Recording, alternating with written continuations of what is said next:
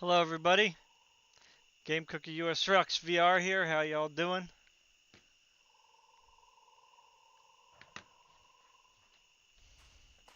Hope everyone's doing well.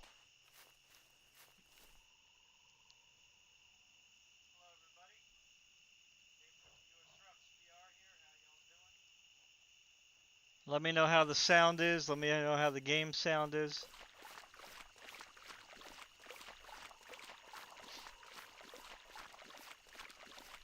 I just wanted to get in a Primal video before next week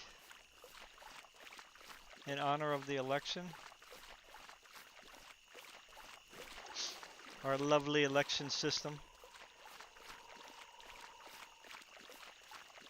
So the first thing I would want to say is, if you really love humanity, if you really love nature, if you really love dinosaurs, if you really love all the lovely animals in the world, please do not vote Democrat. Okay? I mean, at this point in time,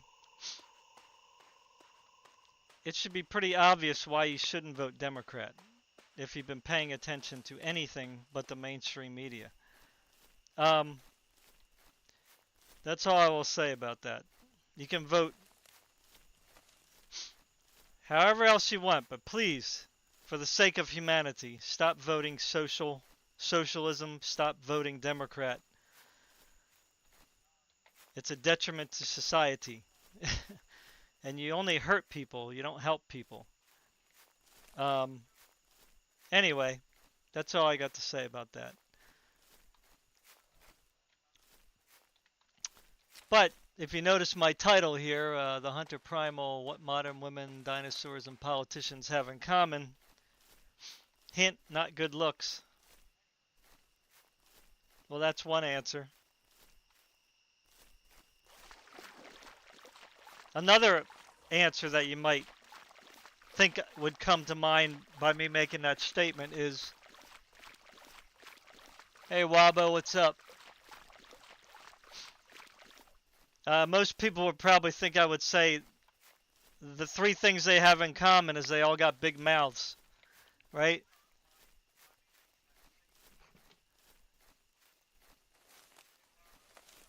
And while that opinion could be true,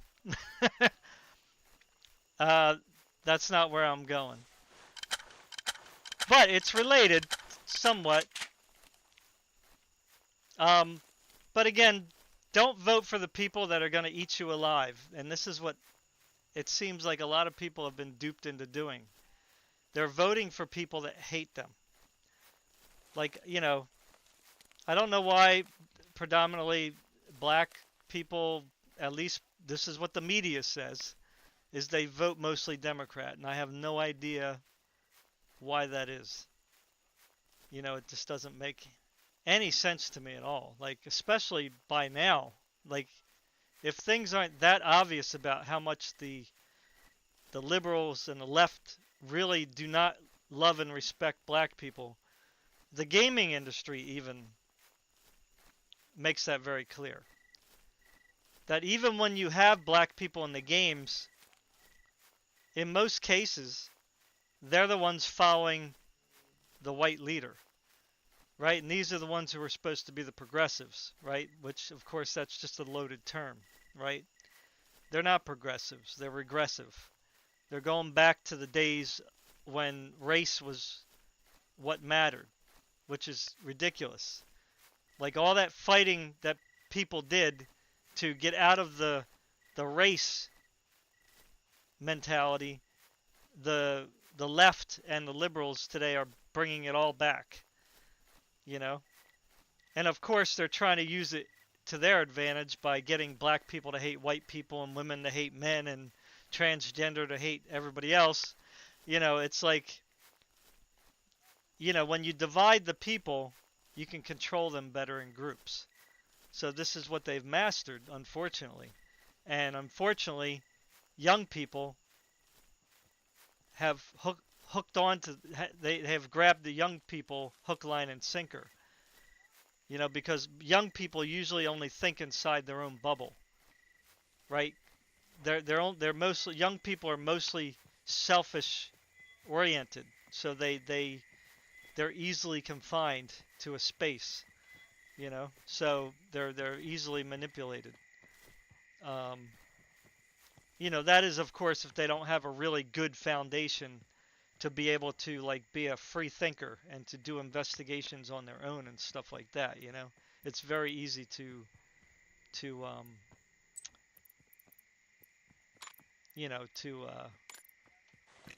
well, manipulate. That's really what it is. I mean, you could say they're brainwashed or whatever the case is, but they're brainwashed through manipulation. I mean, that's really what it is. Um, but anyway, I don't want to get on that rant. So the thing, I did want to bring up some subjects today, besides how important it is to vote against this new modern racism and really what is oppression, because socialism is oppression. Under socialist regimes, yes, you may have like what they call a safety net where you get, you know, health care coverage and food stamps and maybe free college, but that's to be debated. Um, but you don't have good jobs.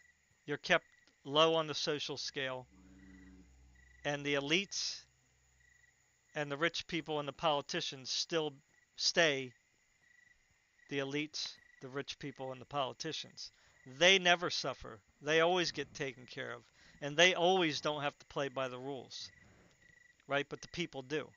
And this is how countries in Europe are right now. Free speech is suppressed. You can get fired for saying things. You'll get ostracized from the community. You'll get kicked off of social media. I mean, you'll basically be cut off. I mean, it's like the Dark Ages all over again, right? Whenever anybody defied the church or went against the church, even if they were saying the right things, they got excommunicated from the church, and then the people in the communities cut themselves off from them, right? So this is where humanity is at its weakest. Like everybody touts us as being strong individuals, right? But that's actually when you're at your weakest. When you can't defend your neighbor, even if you disagree with them, you're weak. You know, if you're too worried about losing your job and not protecting someone else's rights, then you're weak. You know what I mean? So that it really humanity is weaker, not stronger. You know what I'm saying? And I'm not saying it's easy. It's not easy. It's never easy going against the crowd. You know what I'm saying? Obviously. But that's why we have to always fight for our rights. That's why we always have to fight for freedom. If you look back through history, right, most of history has been under a tyrannical system. Like really, go back and actually look at it. So, but all the little tiny pockets of history where people were free, right, to do basically as they please within, you know, some basic protections, obviously. To get that freedom, there was bloodshed, there was fighting, there was persistence. You know what I'm saying? And that's the sad thing about humanity, is that humans allow themselves to keep going through this cycle of falling under a tyrannical system. Like Europe finally got out from under the papacy, right? Right, the Dark Ages, persecution, basically cancel culture, you know, very bad. They finally, through the, you know, of course, through the Protestant Reformation and whatnot, they got out of that system, right? That they were under for over 1,200 years, but how long did it take them to fall back? You know what I mean? It's like even World War II, we had Nazi Germany, right, taking over, a good portion of that side of the world, and we finally beat them. And look at Europe today. They're right back to where they were. It's like they don't learn. It's like they're right back where they were before. In fact, it's probably, in some cases, you could say the only thing missing is they're not putting people to death. You know what I'm saying? Because it's really that bad over there in some of those countries. Like, somebody blocked me on Twitter for me saying absolutely nothing. Like, I didn't say anything that was offensive. But because I guess he looked on my channel and I posted some videos about like alternate viewpoints, when it comes to the climate situation, I'm assuming that's what he looked at. And then there was also some videos showing some black people speaking their voice against liberalism and this left-leaning culture that they're trying to grow, So I guess that was against his ideology. That was against his social construct. You know what I'm saying? So even though I didn't say anything, I didn't type anything, I didn't write anything, I didn't even give him my opinions on that stuff. And none of the videos were say bad. You know what I mean? And he just blocked me. And this was a guy who I was actually chatting with off and on for some time. So for whatever reason, he decided to check my Twitter. Because I think I mentioned Trump's name in something. Like it wasn't even in a Twitter. Like what I wrote didn't say anything in favor of him or against him. His name just happened to be in the sentence. You know what I'm saying? So that might be why he looked at my thing, but it didn't have anything to do with like supporting Trump per se or anything like that. It was just whatever we were talking about. It's just, I just kind of mentioned his name, and that probably triggered him, right? Because if you say Trump's name, people go crazy. Like if you mention Satan's name, people will be like, "Hail Satan, praise Satan," right? If you mention Satan's name, it's like they're all like drooling over him. But today, all of a sudden, Trump is like worse than Satan. It's pretty stupid. Anyway, let's get back to the title here, right?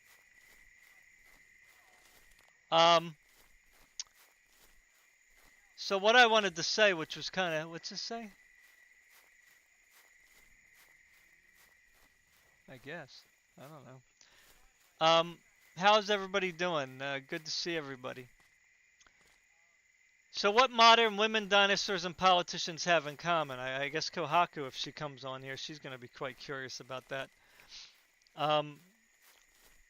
Well, I'm not trying to be hyperbolic there. It's just there was something that I saw, either I don't know if it was on my phone or on a computer, and I don't even know if I got the context right, so I could be totally misunderstanding because I didn't really read through, but it was just the title, right? Remember, a title can say a million things, right? So when people put a title up, they should put an honest title up. They shouldn't just put something up, but so the problem today with like relationships and men and women meeting each other, besides the whole woke culture thing, which has obviously got everything turned upside down, but let's just stick to heterosexual talk here for a second, okay? So I saw a line that somebody wrote that said that a woman, maybe it was just one woman or it was a group of women who maybe had the opinion, I don't know. But apparently there's women out there that said, and I'm assuming when they go out on dates, because I think this was the category it was under, they said that if they go out on a date, and let's just say a guy wants to have sex with them, right? Because that's what women do on dates too. Men and women, they go on dates and sometimes they have sex. That the women said they are demanding at least $2,000 if a man even wants to think about having sex with them if they go out on a date. Okay? Now imagine if that trended. If that started the trend where women would demand that the man pay them ahead of time. Like, in other words, if I'm going out on a date with you and you're expecting to get some nookie, then be prepared to pay out. That's of course if I decide I want to do that with you. But you ain't getting it for free, in other words. So in other words, even if she likes the guy, the demand is there, right? So, I mean, that's crazy, right? And then we wonder why there's a high demand already, right? Already. Before the technology is really even there. Why there's a high demand from a lot of men, and I'm going to say men, who are waiting desperately for the first workable, viable AI robot sex companion. Or simply companion. Who they can make love to when they want to. Now, some people go crazy and they go up in arms when people talk about that. But really, I mean, come on. Why? I mean, yeah, I'm not saying I agree with that, or that, it should be something that we should interject in our society. It's as if we don't have a billion social problems as it is. Imagine throwing sex bots into the mix. You know what I mean? But it's not really that different than what we already have now, right? What do some women do? Maybe a lot of women, I don't know. They're not honest about their sexual life, but maybe. But they use dildos, Sybian machines, other machines to have sex with themselves, right? So I mean, that's been around now for decades, okay? I mean, ever since I was a kid, I heard of a dildo. You know what I'm saying? So it's not something this is not like something that hasn't been around for a long time. And I think they even used them like way back when, 100 years ago they were using toys. So, it's not really any different. You're screwing an object there, right? It's not a person, it's an object. You're screwing a inanimate object.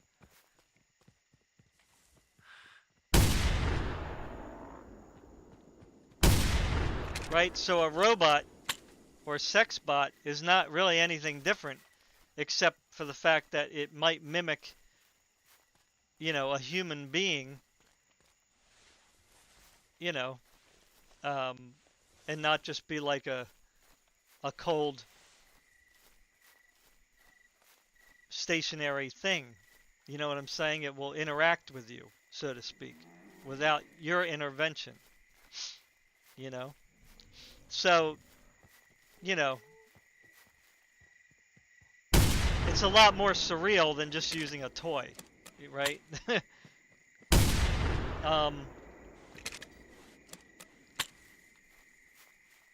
So I mean, so it's no wonder that when women make these statements, these silly statements, that you have to pay me if you want to have sex with me on a date, and I'm not saying you should have sex before marriage. I think that, the ideal thing to do is wait until you get married to have sex because,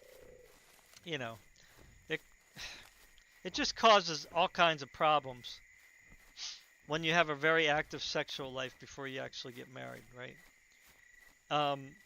And I'm not going to go into all that, You know, because people will argue and say this, that, and everything else against me. Um, but, you know, for the most part,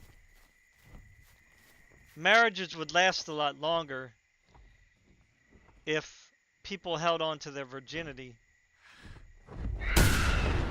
You know what I'm saying? Because that is one of the major factors that binds a couple together, right? Is sex.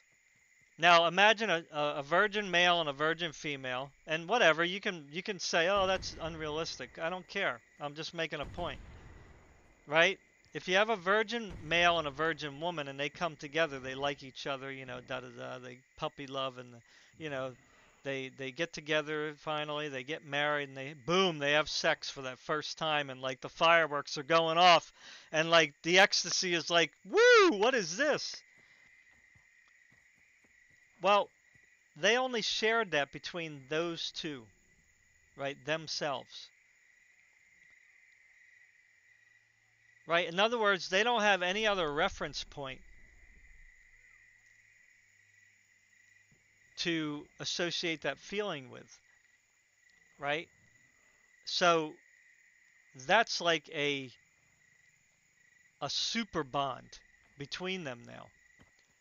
You know, that wow, I've experienced this great pleasure only with you. So you give me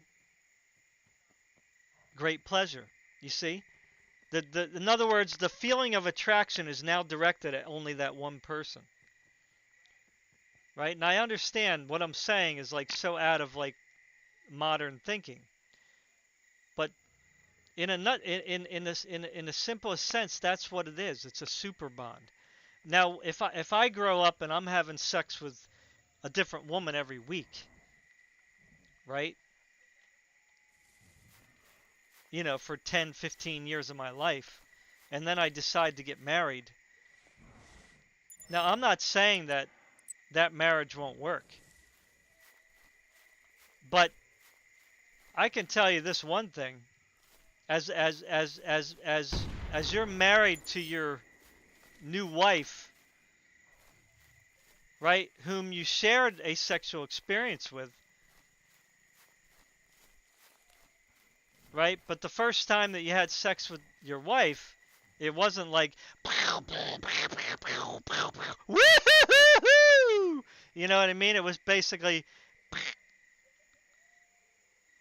right? It was like a little baby firework that you blew off, right?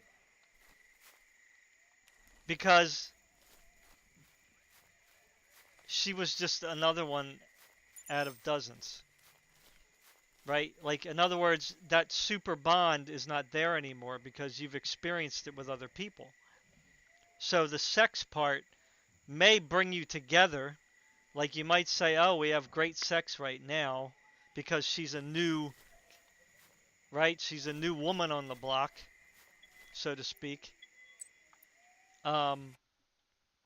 Crashed. I shouldn't have looted. Darn it. So the marriages don't last very long because in the back of your mind you're thinking about, man, I wish I could just experience what I was experiencing before, right? You're saying to yourself, man, there's so many women out there and I just want to poke them. You know what I mean? I want to see what that next, vagina looks like or feels like. You know what I'm saying? Because you've had so many varieties now. It's like the satisfaction's not there anymore because you didn't experience it with just that one person. You didn't make that bond, that super bond that you only experienced with that one person. You see? Oh, what am I doing? How do I get out of here? Oh.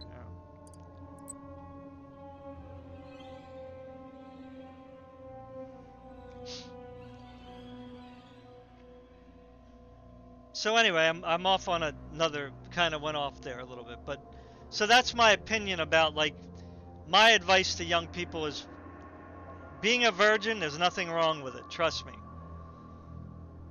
Go spend your time like enjoying the great outdoors, right? Hiking, mountain climbing, skydiving, swimming, adventuring.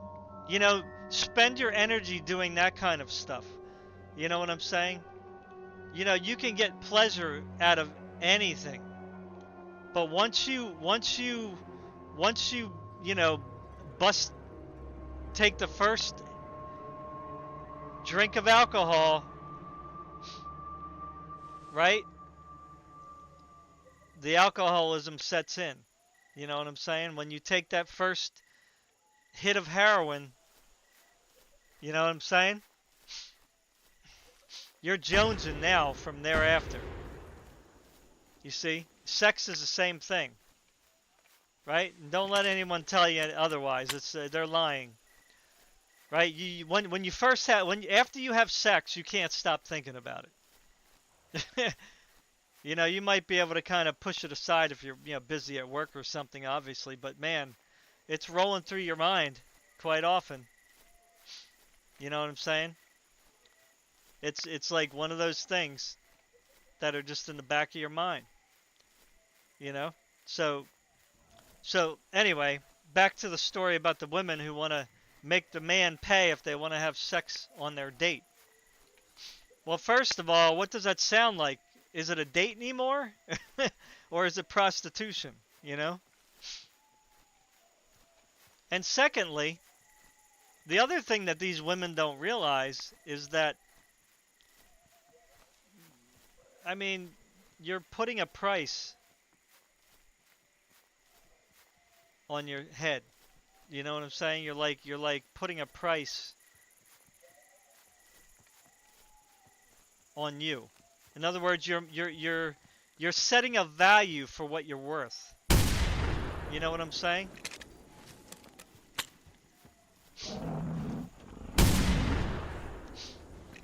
Like these women think that they're strong and they're being tough and they're standing up for themselves, you know, by doing something like that. But what they're actually doing is devaluing themselves, right? Because really, what is the price of a human being worth? Really? I mean, do you want me to put a price tag on you? Like I say, oh well, you're worth $100, or well, you're worth $500. You're only worth $2,000. You know what I mean? I mean, think about that for a second. I mean, is human life even able to be priced? I mean, I thought human life was priceless. You know, and this is the problem with the mentality today. You know, these women have been duped into thinking that their behavior, this crazy behavior, is somehow being a strong woman, standing up for yourself, being rough and tough, you know, standing up to the you know, the patriarchy. You know what I'm saying? But actually they're being convinced to devalue themselves. They're being convinced to disrespect other human beings. You know what I'm saying? Because in order for society to improve, right, somebody has to set an example. Right? So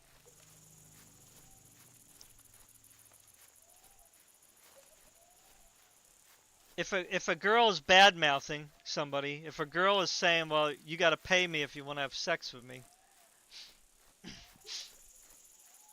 if a girl wants to be rude and ignorant all the time to people, is that really setting a good example? You know what I mean? Or if they're bad mouthing people all the time, you know, if every other word that comes out of their mouth is, you know, that's bugged out, huh? You know, is a curse word. You know, what a woman should do if she really wants to value the time that she has with somebody, or value her time that she wants to spend with somebody, then the first thing that she should do is, number one, practice constraint. Meaning, you don't have to go out there and get a guy to act like, you know, you feel important. You know what I'm saying?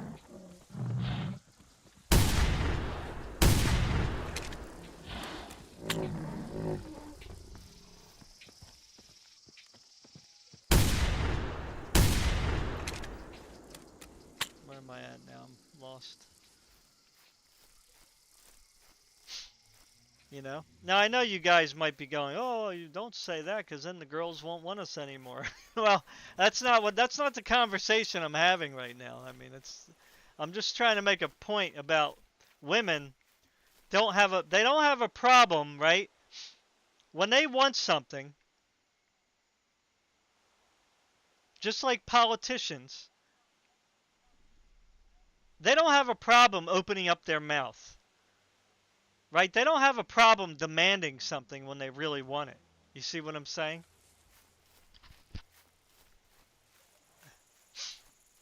Because women today are not modest anymore, like they used to be back in the day, you know? Now, some people might say, well, they were only that way because they were suppressed. Well, I don't think so. I don't believe that at all. I mean, there's plenty of women that lived throughout history who have written memoirs and stuff who had happy lives. You know what I mean? They weren't oppressed or suppressed. They had morals. They had a standard of living that didn't change from day to day or week to week or from, you know, media news program watch to the next one. You know, not from riot to riot. You know what I'm saying? So, you know, these women, if they want something meaningful, I mean, to me, it's like prostituting yourself out is not the answer. You know, go out and find a man who is worthy to spend time with. You know, go out and find a man who is someone who has clearly shown that he does respect women. He does respect, you know, other people. He does have some form of restraint, you know, where he's not, you know, just basically whatever you want to say, has riotous living. You know what I'm saying? And instead of just having a one night stand, you know, have an actual relationship. I mean, this is the problem, right? I mean, women, yeah, they complain about men all the time, but they're no better. If every weekend you're trying to get with a different guy, you know.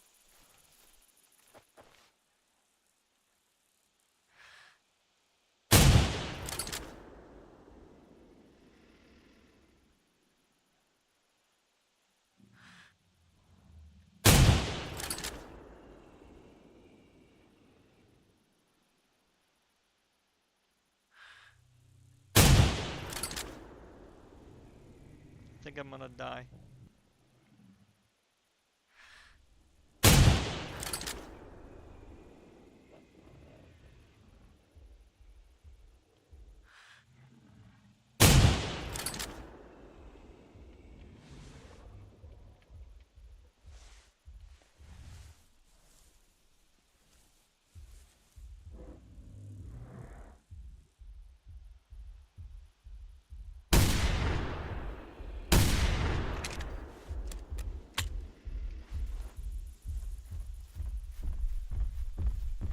Wow.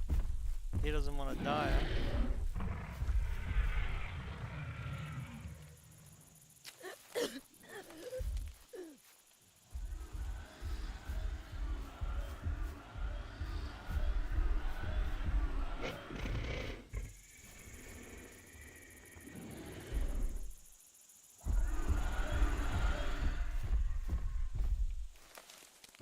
my god, I can't get up.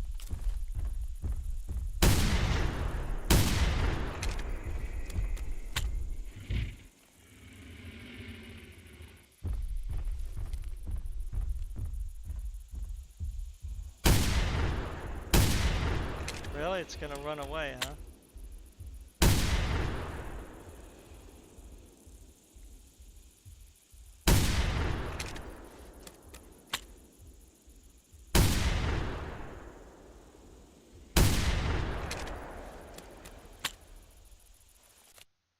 Oh, come on, man. What's going on?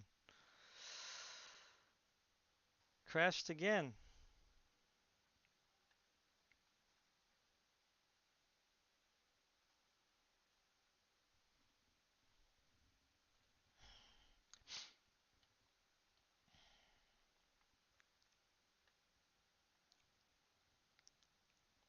So anyway, I just thought that that was crazy, crazy story, you know?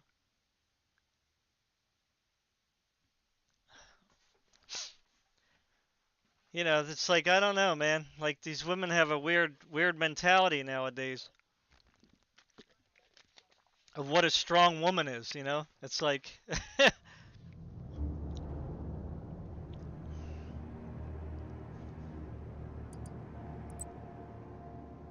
you know, a strong woman is kind, gentle, loving, caring, understanding, compassionate, giving. You know what I'm saying? That's what a strong woman is.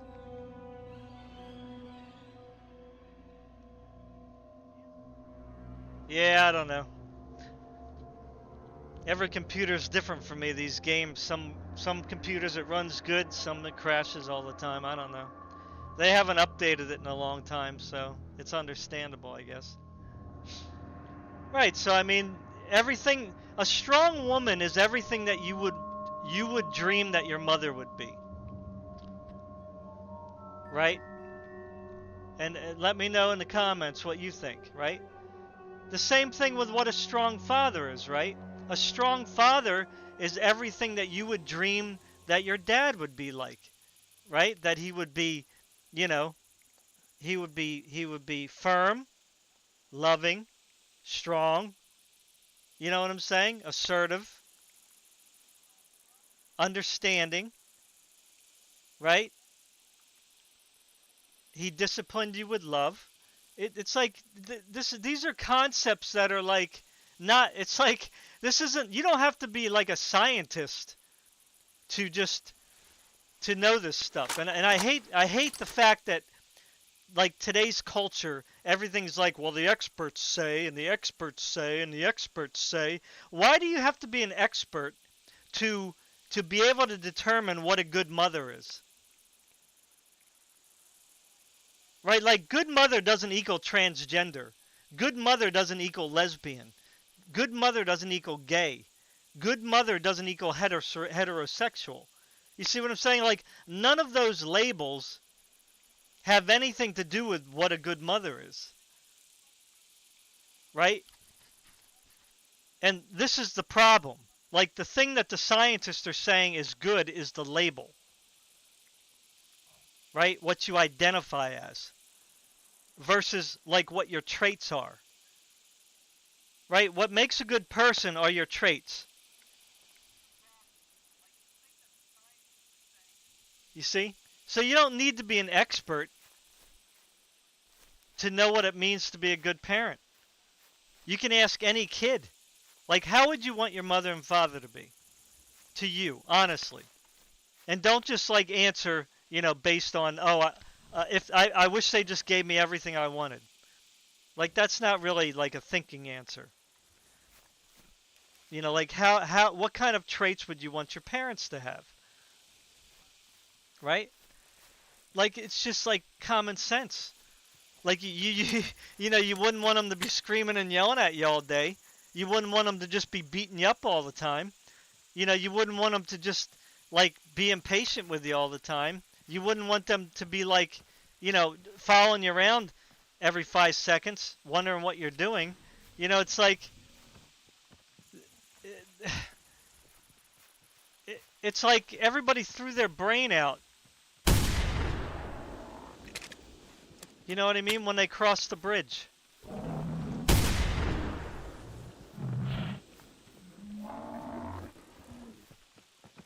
Let's throw it over. Dump it in the river, you know? You know, I'm by no means a good person or a smart person, you know what I'm saying? I'm not saying that, you know, I am what would be um, defined as a good parent. But that's not the point I'm making here. The point I'm making is that, like, these women think that they're strong when they're actually very weak. As I said earlier, when people fought for their freedom, they always went against the crowd, you see? They stood tall. They stood strong against the tyrannical system. Some even to the detriment of their own lives. Right? They were willing to sacrifice everything for the sake of having freedom of conscience. Right? Freedom to be who they wanted to be. You know, nobody's asking to make that sacrifice right now. But a woman, it's like the new Spider-Man game, right? Like, it still boggles my mind, like, how totally covered up the reviews are. How shielded the actual facts about the game are. Like, I was watching one person, okay, now there's obviously thousands of videos, I haven't looked at them all, but the new Spider-Man game, like, even amongst the people who you could say lean against woke culture, didn't even say everything about Spider-Man that was true about Spider-Man, right? Everybody was saying, oh yeah, there was this in there and that in there, but the main quest was okay. But let's give credit where credit's due. You know, if you don't do any of the side quests, and they didn't go into detail about a lot of those, right? So I watched this one guy today who made an hour-long video of his critique on the game, or whatever, synopsis, whatever you want to call it. And in this one video, out of many that I saw of people talking about the new Spider-Man game, he's the only one that showed, like, a whole lot more about the game than I actually would have gleaned from every other video that I saw out there. Because most people just, you know, highlighted the deaf girl and the homecoming thing, right? And the part where what's her name? I can't even think of her name right now. Got turned by the symbiont thing. So, but this other guy was mentioning, like, I don't know, 6, 7, 8, 9, 10 other things in the game that were really like, what? Really? That's in the game? Like, you know, stuff that's like, after he was done with the game, and he was showing gameplay, so he wasn't just talking, he was actually showing it. It's like, after I was done watching his video, I was asking myself, is this even a Spider-Man game? Like, is this a superhero game? Like, really? Truly? Is it? Because if I wanted to play a superhero game, I wouldn't want to play that one. Right? Because if you give me a superhero game, then I want to be a superhero the whole time. Right? I want to play the superhero for the entire game.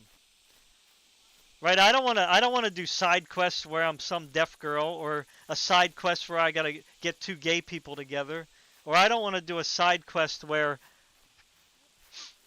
you know, I have to go find somebody's grandfather. I don't want to do a side quest where, you know, I have to do mini puzzles or a light reflecting thing or save doves. It's like I'm like what in the world? Like what kind of a game is that? You know what I'm saying? That sounds like those Japanese style or you know whatever style games where they're like really big on doing puzzles in the action games, and it's like I personally I don't like them. Like that's one of the turnoffs that I have of the Resident Evil games, right? Like I really like them, but I just hate the whole collection slash puzzle part. You know, in order, especially if it blocks you off from going to the next chapter. Like that really drives me nuts. You know what I mean? I don't like it.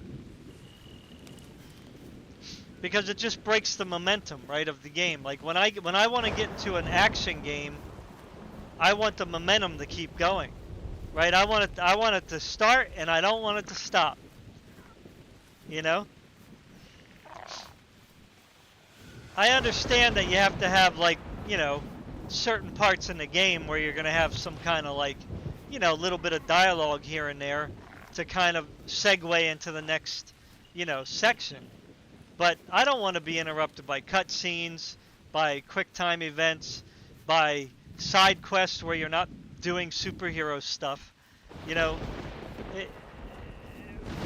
you don't play a superhero game to do philanthropy.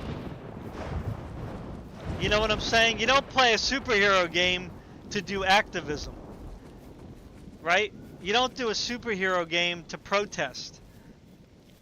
You know, you do a superhero game to be a superhero game and forget that you're human, you know, for just a short time. You know, it's called escapism, right? You want to just escape into another universe for a little while, you know? You don't want people talking about homosexuality, LGBT, racism, white people are bad. You know, it's like, that's really what you want to do when you play a game? I mean, come on, give me a break. You need a life if, like, you're totally, like, dominated by that kind of thinking. Because that doesn't show that you love your neighbor. That's for sure. That shows some deep hatred, in my opinion. If that's constantly what you're thinking about, is how bad the other person is, you know?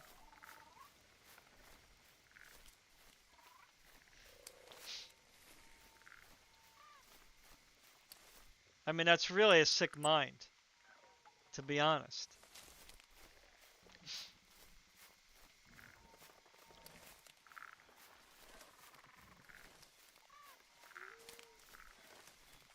And most of that propaganda that they put in the games anyway is really just lies. It's not reality. You know what I mean? Like America, it's like, how could it be more racist than it was before? You know what I'm saying? Like we had the civil rights movement and all that, and it was successful. And by the way, it was Democrats who voted against the civil rights bill several times before it was finally passed. The Republicans were voting yes on it for quite a while, every time they presented it. And the Republicans, I'm sure, or the Democrats, I'm sure, only voted on it because it was politically advantageous for them at the time, because they were losing popularity, and they wanted to do their the New Deal on a massive scale permanently, you know, because they knew it was very oppressive. That would be the welfare system. forget about people being successful and working on their own to achieve great things. They figure, let's send them a paycheck and they can stay in the projects. They knew exactly what it was going to create.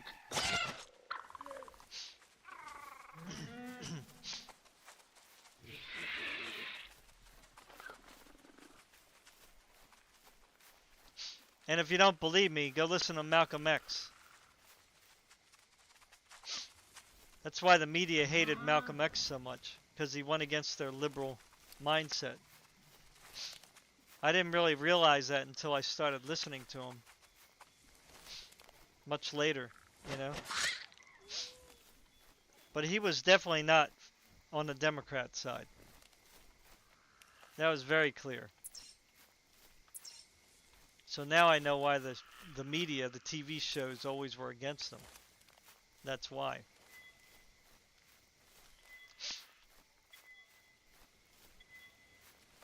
They're quick to betray the black folk. You know what I mean? When they don't go woke. You better believe it.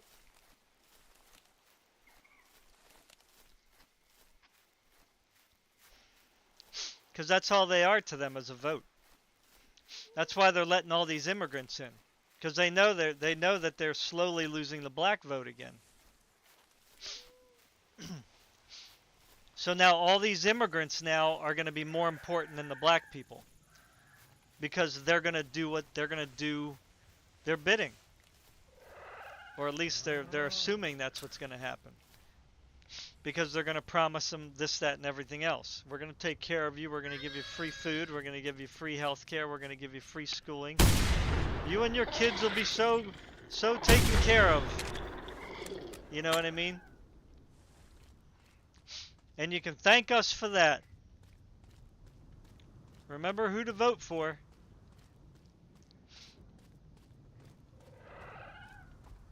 This is just their MO.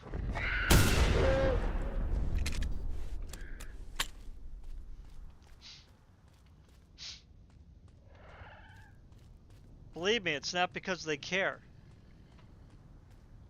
You know? If they cared, then they would be creating jobs, taking down the national debt, right? Not easing up on regulations that don't make any sense, because there's a lot of regulations that don't make any sense. They're strictly to rake in money for the friends of the politicians. That's it.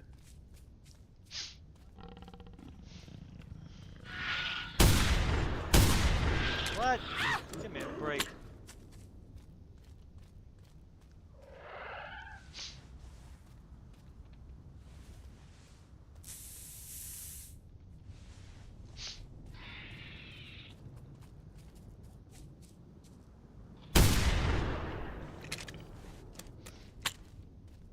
I mean, this is why when Democrats get into office, they always want all these programs, because that way they give all their people jobs. You see, it's like a bribe, you know? That's why the bureaucracy grows whenever Democrats are in power. And it's just wasteful money, because they just create these programs that do nothing for people. Really, they don't. They all sound good, but they really do nothing in the end. Because they don't fix any of the problems that they say they're going to fix. Anyway, back to Spider-Man 2. Or whatever it's called. The new one. Let me know what you think about that game. But at least from my standpoint, I don't think it doesn't really appeal to me after what I know about it now. Because again, if I'm going to play a superhero game, then I want to be a superhero.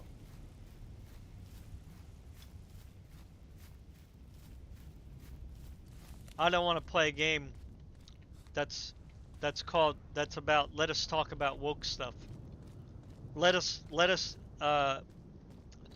let us demean certain groups, right? Like, I can't believe they had a part in the Spider-Man game. Like, this really was, like, worse than all the other stuff that was in there. They had a section in the game where they were talking, I guess Spider-Man or Miles was fighting against this, like, group of white guys, or this gang of white guys, right? Who were all, like, beefy stud-looking people. And apparently they like, I don't know if they were a gun club or whatever the heck they were, but in the game, like, the Miles, whichever Spider-Man was fighting them, he was talking about, like, oh, until we get rid of your guns or something like that, you know? It's like, what are you talking about? Like, what? Like, I mean, this is the whole, like, this is the insanity of it all. Like, for the whole game, you're beating people to a pulp.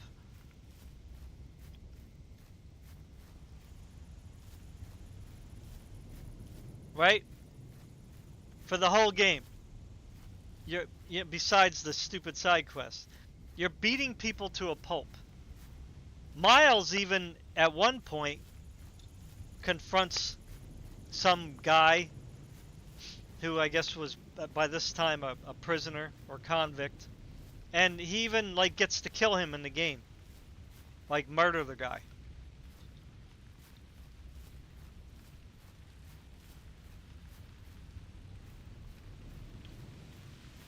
Like, that is justice. Like, that's what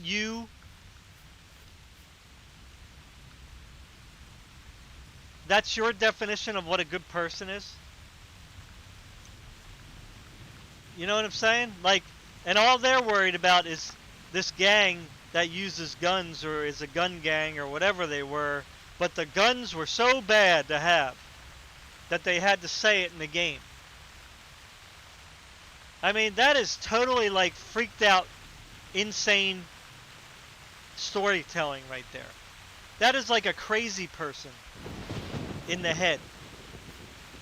If, like, everything else in the game was okay, but this one part where these people have these guns, oh my god, you gotta get rid of your guns. It's bad for you to have a gun. And the whole gang was white.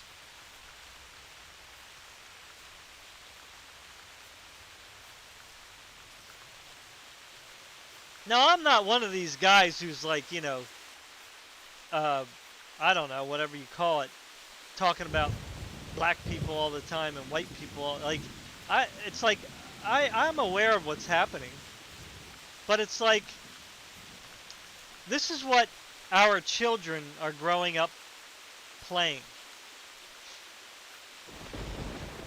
right?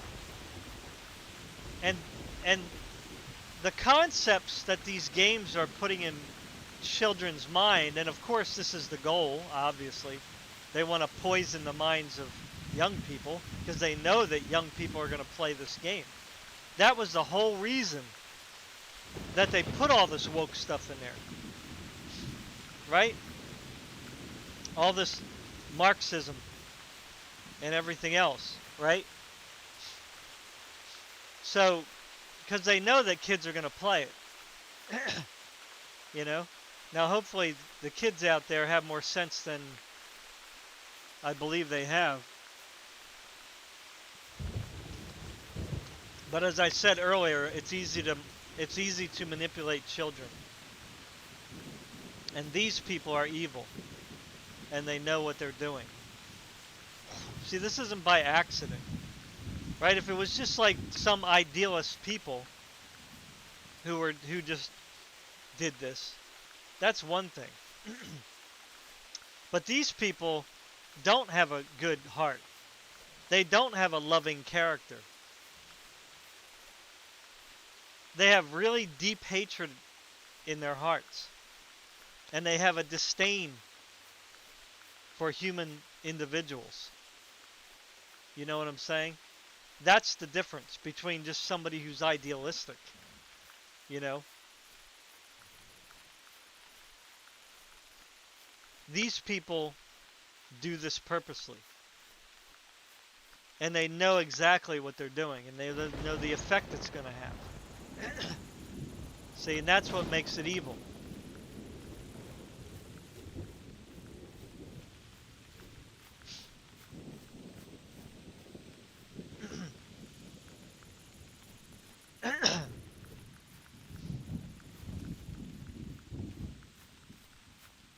See, the normal average everyday person just wants to live their own life and be left alone to do what they just want to do in life. They don't want people dictating what they're doing. You know, obviously, again, I don't have a problem with having laws. You know what I mean? Certain laws to protect society, like no murder, no child, molestation and violence. Obviously, those kinds of laws are fine because they just protect the general public.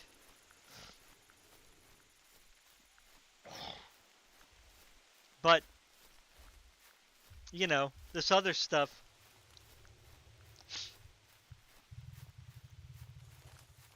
censorship,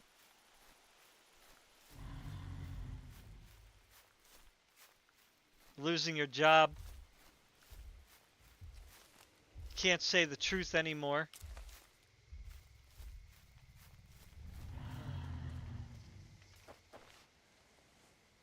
You can't speak facts.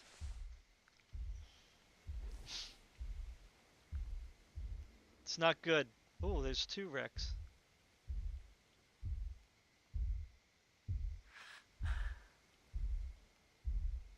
Just gonna step behind a tree watch. Yep.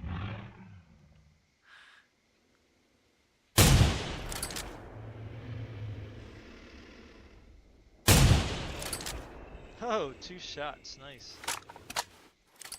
Now there's another Rex here. I heard him. Yep, right there. Oh, it goes that far, huh?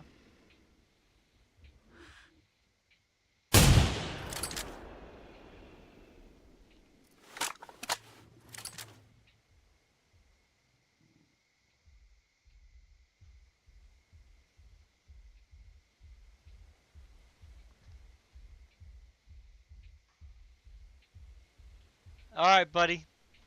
Enjoy. Where are you hunting? Or what are you hunting?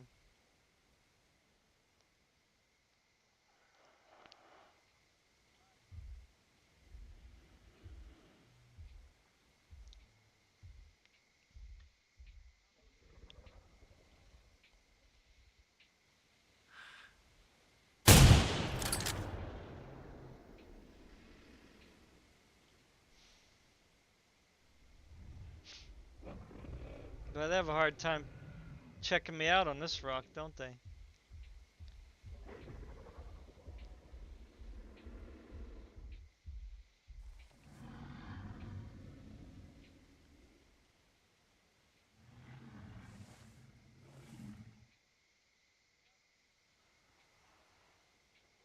Hello.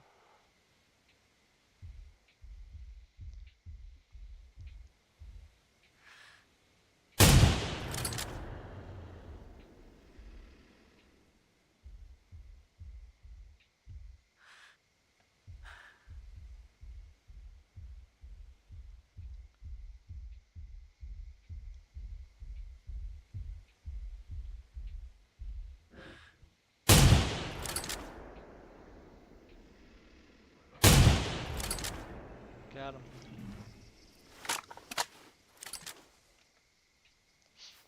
Well, I don't know if I should harvest them because my game might crash.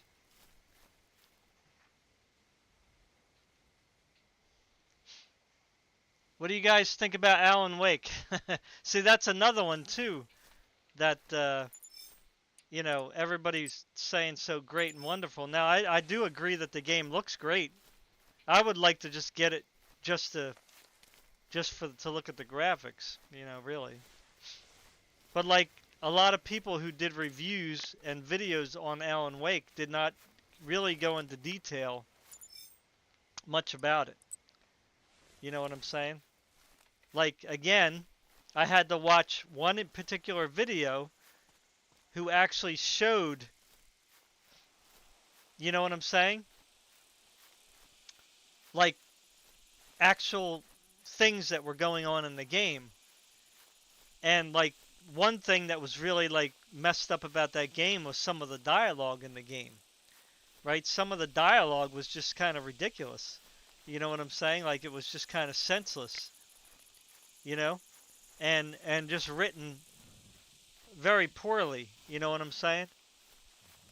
And again, some of the things that happened in the game again were still depicting like this kind of woke mentality, you know, where like in the game you have to stress how strong a woman is, you have to stress, like the abilities of the woman, you know, you have to stress, oh, how bad men are, or how out of touch they are, you know what I'm saying, like, and all this other stuff.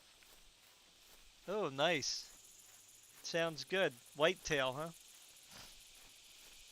Well, watch them bear if there is any out there. Where'd you say northeast? Oh, that's up by New York and Jersey, huh? Nice.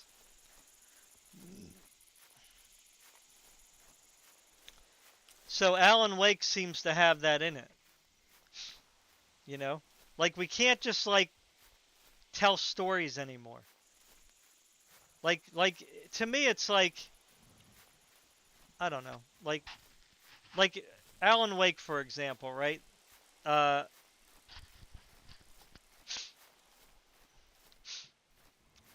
you have the cop who was a black woman, the FBI agent, and that's fine. Um like why couldn't you just depict her abilities and her strengths in the confines of her character and the role that she played as an FBI agent, right? Like, in other words, they could have showed you how FBI agents actually do their job, like in that game, right? Like, I know it's a psychological, whatever, thriller or whatever you want to call it. Um, but instead, they had to put in parts where, like, the lead FBI agent who made her the head of this particular case in the game had to say out loud that I picked you because you're better than me at doing this. Right? Like he had to say that out loud. That you, black woman, like he didn't say black woman, but he might as well have said that. You, black woman, I picked you because you do this job better than I do. And I'm paraphrasing, right? Now, there's two things wrong with that. One is when you come out and say something like that in a game, it kind of like makes, at least me being the reader, so to speak, the reader, right, the player, it kind of makes me lose respect for that character, right? Because it would be like me going into a crowded room, right, of people, whether they knew me or didn't know me, right? I went into a crowded room and I started saying, "Hey, look at me! I'm so great! I'm so wonderful! I do this very good! And I'm so great at this, and I'm so wonderful at that!" Like, what kind of would you want? Do you really want to be around a person like that? You know what I'm saying? Who has to brag about how good they are? who has to brag about their abilities. You know what I'm saying?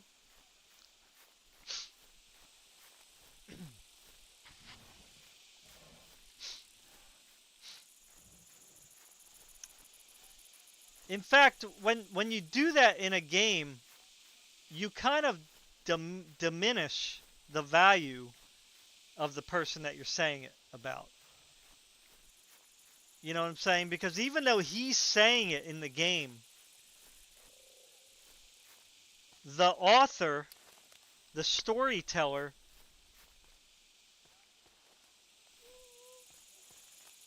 is really making the character who that's being said about being the one that's actually declaring it. You see what I'm saying? If that made sense. Like the black woman FBI agent might as well have been the one that said, "I'm so great at what I do." You see? Because you now put a sign on her. By out loud broadcasting that. You might as well have hung a sign on her chest that said, "I am so great. I am the best FBI agent." Right? It doesn't help with the immersion, in my opinion. It actually turns me off, you know? Now, it would have been better, as I said earlier, that if as you're playing the game, they kind of show you what an FBI agent has to go through, right? All the little nuances, not everything, but, you know, a lot of different things that an FBI agent has to actually do to be able to solve a case. Right? They don't just go in there like, you know, Sherlock Holmes, scour all the evidence to say, "Oh, I know who the murderer is." You know what I mean? Like, that's not how it works in real life. You know what I'm saying? There's a lot of, not only just you, but your forensics team, the team back at the office. You got people investigating, researching, you know, looking this up, looking that up. You know, what does this piece of evidence mean? What does that piece of evidence do? You know, what is it? What's the implications of it? You know what I'm saying?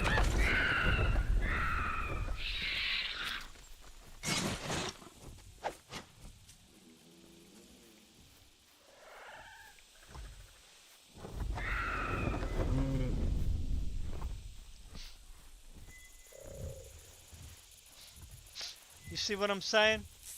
So, to me, if you want to make a black woman look strong in the game, if you want to make a black woman look smart in a game, and then you want to make me play that person in the game, right? Then help me experience what it means to be a good FBI agent, right? You don't have to tell me that, right?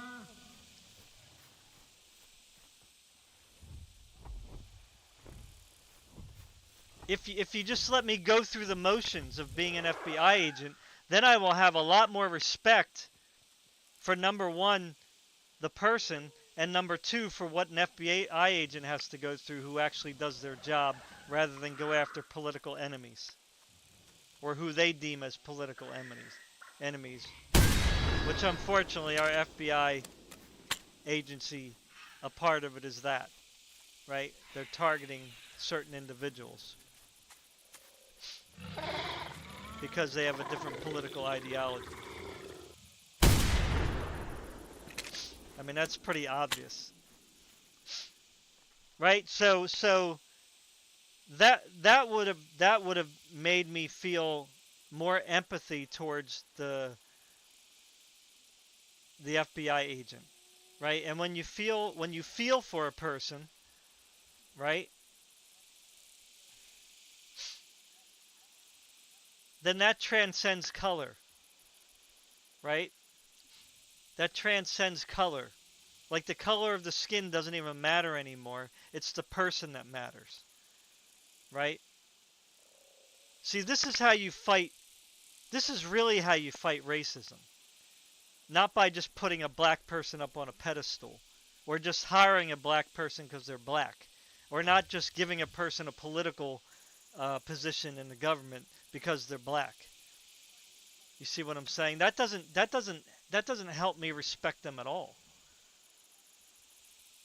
because you didn't earn it. You know what I mean? But if I'm playing this FBI agent in the game and I start to have feelings for her, if I start to, like, in other words, empathize with her and put myself in her place, then I'm actually now embodying her. You see what I'm saying?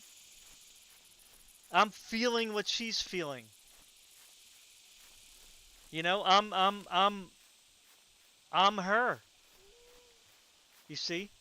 And then as you do that, you're like, oh, I like this character. Not I like her because she's black. You know what I'm saying? I like this character, whether she's black, white, red, or purple, because that doesn't matter to a person reading a story or playing a game. You know what I'm saying? Like, I don't think anybody has a problem playing a black person in a game. But if during the game you're constantly reminded that they're black, or that if you're white you should respect the black, you know what I'm saying? Then that's kind of like, what are you doing? Like, what? How is that supposed to help me feel for the person? Right? Because a black person is a person. They're a human being. I mean, if you want me to love a black person, then let me love the black person for the person that they are, not for the color of their skin. I mean, that's ridiculous.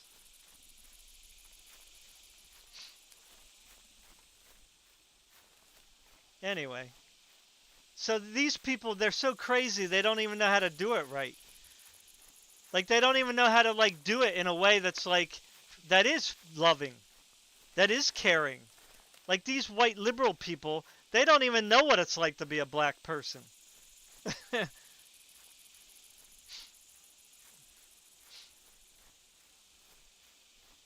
You know, like in the Spider-Man game, oh, they have the black person spraying graffiti on the wall. Like, oh, is that what all black people do? In the city, they just all go out there and spray graffiti everywhere and talk about racism all day. Like, really, is that what all black people do? I mean, if all black people did that, then I really think they got a boring life. But I know they don't.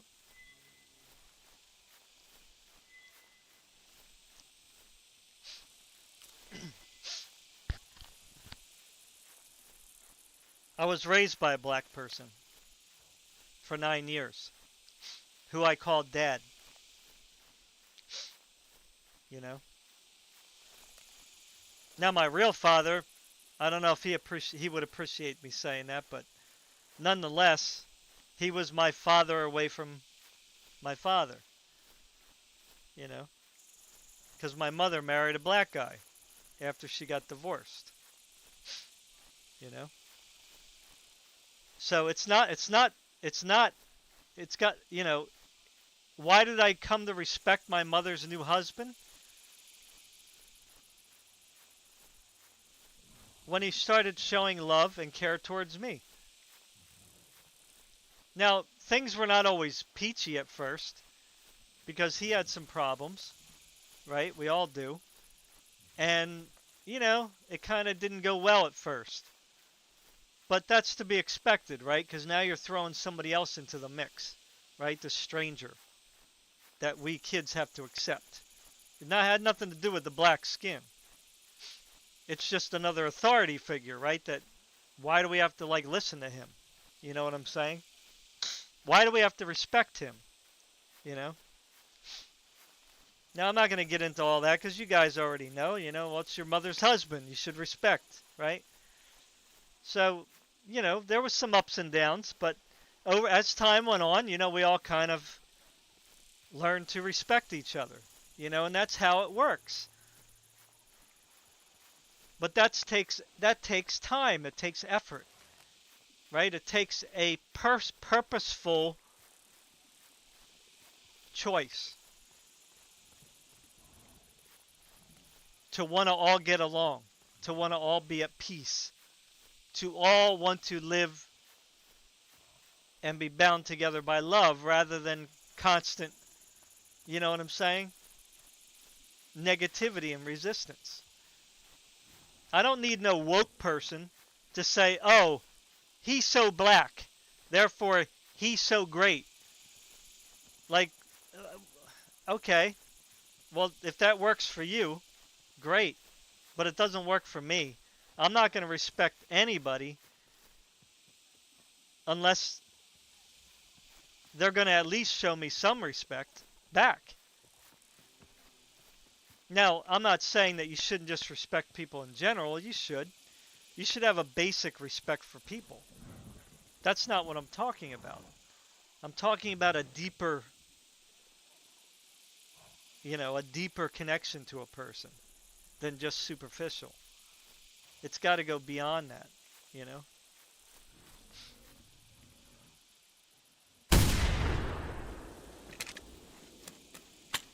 Yeah, so it's really just sickening, really. I mean, it's like I hope that I hope that the people in the black community, man, see what's going on here and don't, you know, I don't know, man.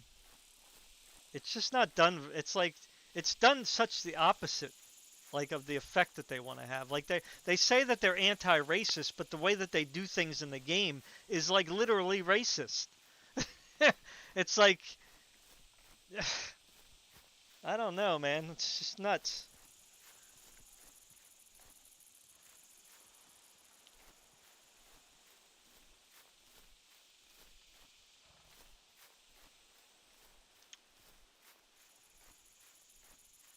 Anyway, let's talk about something else.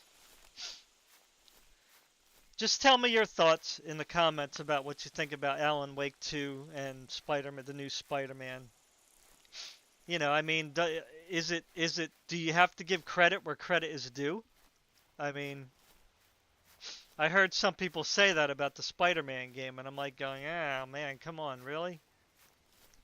After watching that one guy that I said earlier, where he was showing all the things in the game that were like cringe and just ridiculous, and just why are they in a superhero game? Like, to me, it's like, what do you mean give credit where credit is due? All that stuff ruined the game. Like, why would you buy a game for 60, 70 bucks or 80 bucks only to say that half the game was not worth playing? And you give it a good review for that, for the good half. Like, what? Are you serious? Like, you want Spider-Man to pork you up your rear end that much? Where like, oh, if you only have half a game that's good, then that's good enough for you? Like, you're really that obsessed with Spider-Man? Like, come on, man. I mean, I'm not even as lame as that. And I'm pretty lame.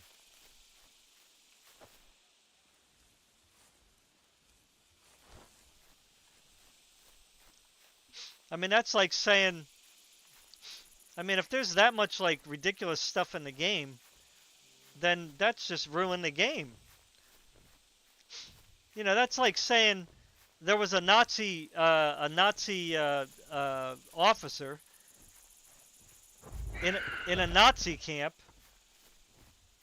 and you go, yeah, he was a bad person, really, really, really, he was a Nazi, he was evil. But then you go and say, well, I'll give credit where credit's due, though. At least he didn't kill anybody before they went to the gas chamber.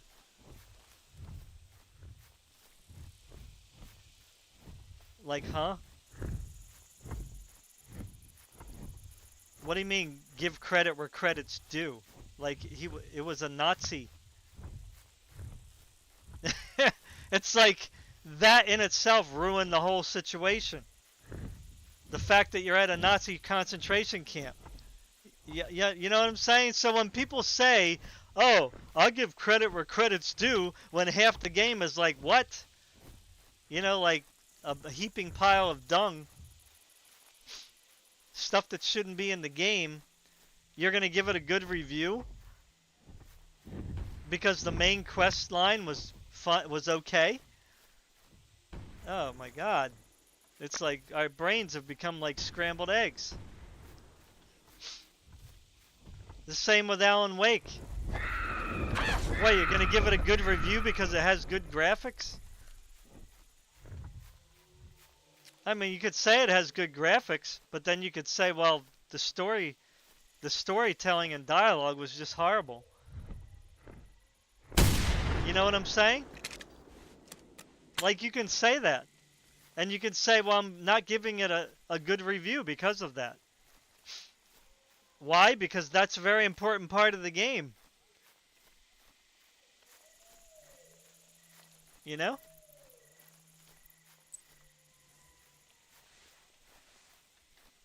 I mean, the main story is pretty important.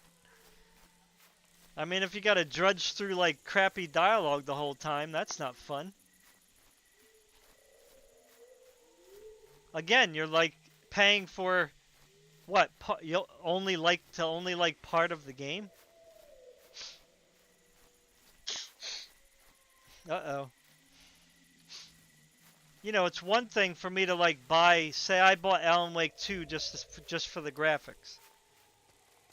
Because, you know, I love graphics, right? I'm an RTX fiend, right?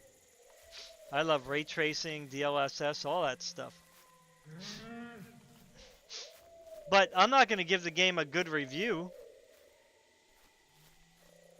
just because I like the graphics, you know?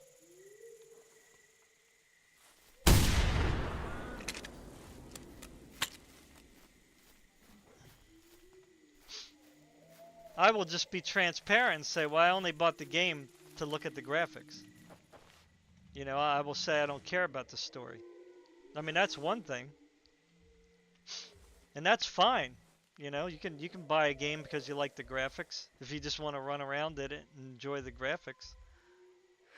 Because like I said, I'm a graphic file now, so... come on, man. Crashed again.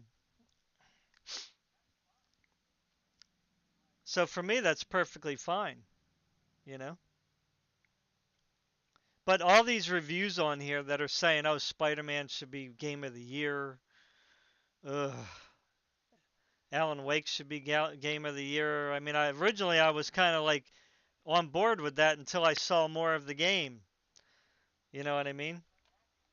Now I'm like going, well, maybe not Alan Wake for Game of the Year.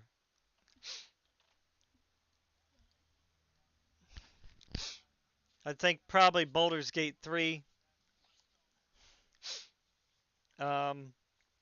Maybe could be. Some of the other games that came out earlier this year, like the, what's that one? What's the robot game? Armored Core or whatever it's called. Uh-oh, can't connect to the internet again. Oh, it might be because it's full. Is it called Armored Core? Help me out here. I didn't buy it. I mean, I haven't had any money to buy any games, unfortunately. But that one looked pretty decent, so that could be also put up for Game of the Year. Resident Evil 4, did that come out this year? I mean, I don't know about that one. It's a remake, so I don't think it should be nominated. Because it was probably already nominated before. You know? I don't think remakes should get nominations.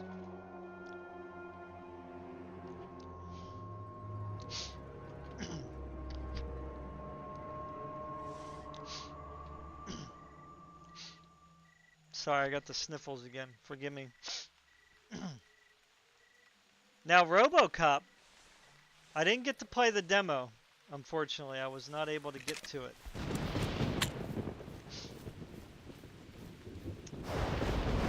Now that game, actually,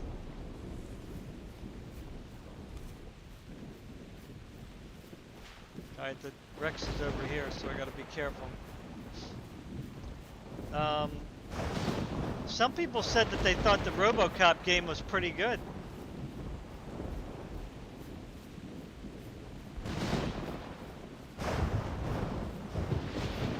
Where am I at? Up there, yeah, okay, there he is.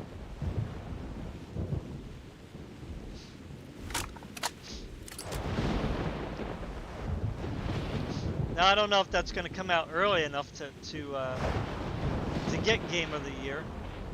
Boy, it's very loud in this game.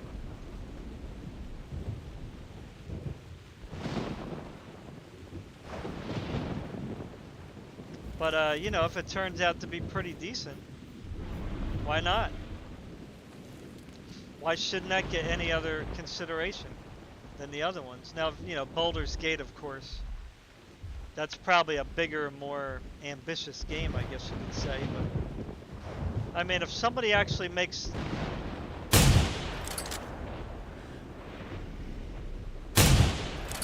a RoboCop game actually successful, then I would say that's a pretty good achievement.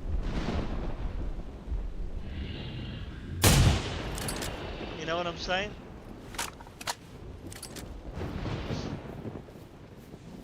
Boy, this thunderstorm. Stop it. You know, because it's really hard to bring movies to games. It's not an easy task, you know, to translate a movie to a game, you know. I'm trying to think of what games do you guys... What movies can you guys think of that translated to a game well?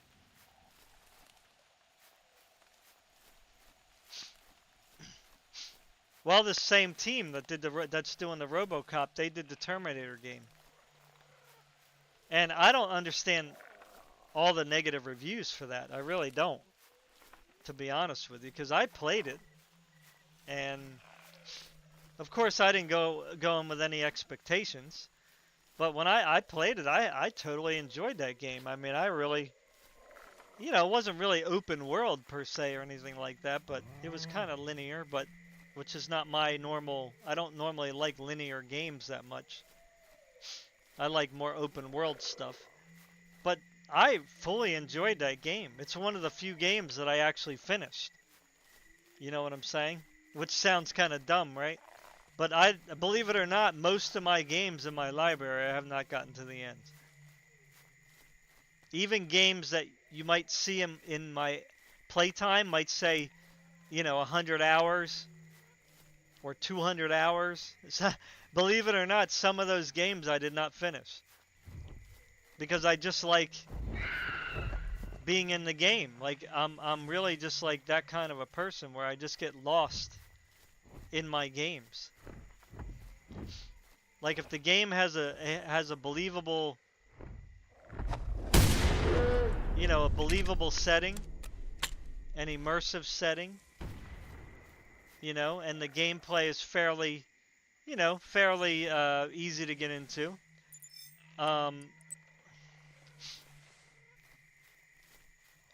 Sometimes I don't really care about the story. You know what I'm saying? I just like playing it off and on, just jumping in. You know, like Rise of the Tomb Raider, right? Like, I've had that game for so long. But I still just like jumping in there and like, I don't know, doing the expeditions. Or just going over another level again where there was a lot of like action. It's like I don't have to finish the game. Like, I don't even care about the ending right now. You know, I might get to it eventually. But I just love the graphics. I love the environment. I just love the gameplay. It just was like, very nice. And I think that game too didn't force you to do too many puzzles. You know, and that's one of the things I liked about it. Like the Shadow of the Tomb Raider, it kind of forced you to go do puzzles and the dungeons or whatever, and I don't know. I hate platformers. I hate puzzle games. I don't really like them that much.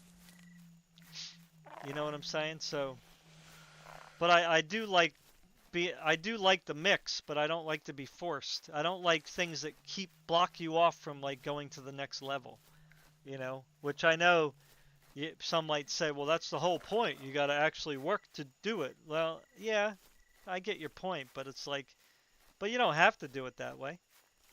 Make that optional to give you extra bonuses or that extra achievement.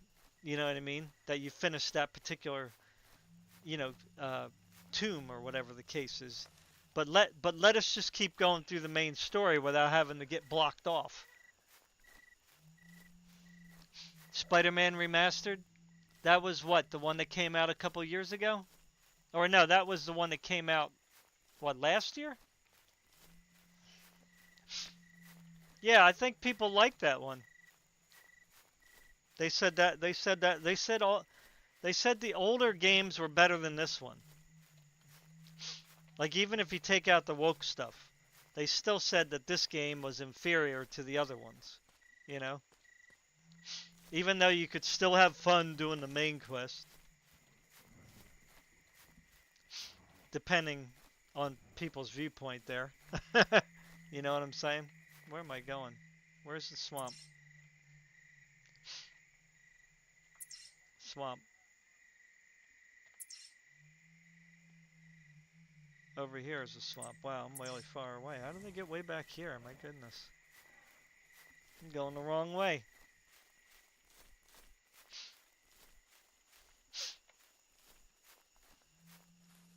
Yeah, it came out last year. Yeah, right. Yeah, a lot of people like that game.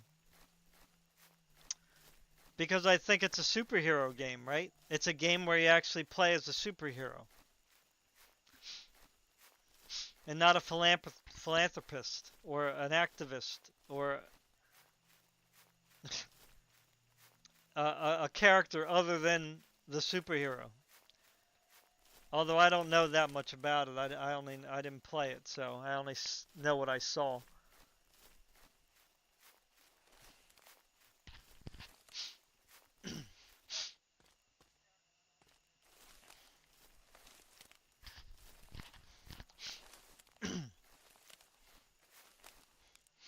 I mean, it's fine, like, to do side quests. Like, for instance, with the whole grandfather quest, where you had to go find the girl's grandfather. Like, it would have been better if, like, I don't know, that person was, like, being held hostage by criminals or something. You know, like, I don't know, something like that. You know?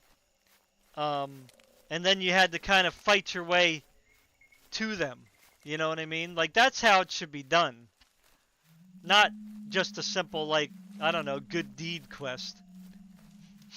Like, my goodness. It's like, and I'm getting back on a rant again, but it's like so hypocritical. Like, these people, when I was growing up as a kid, these same people, these liberals and leftists, were always like crying and crying and crying against the religious groups, right? Who were, I hear another Rex.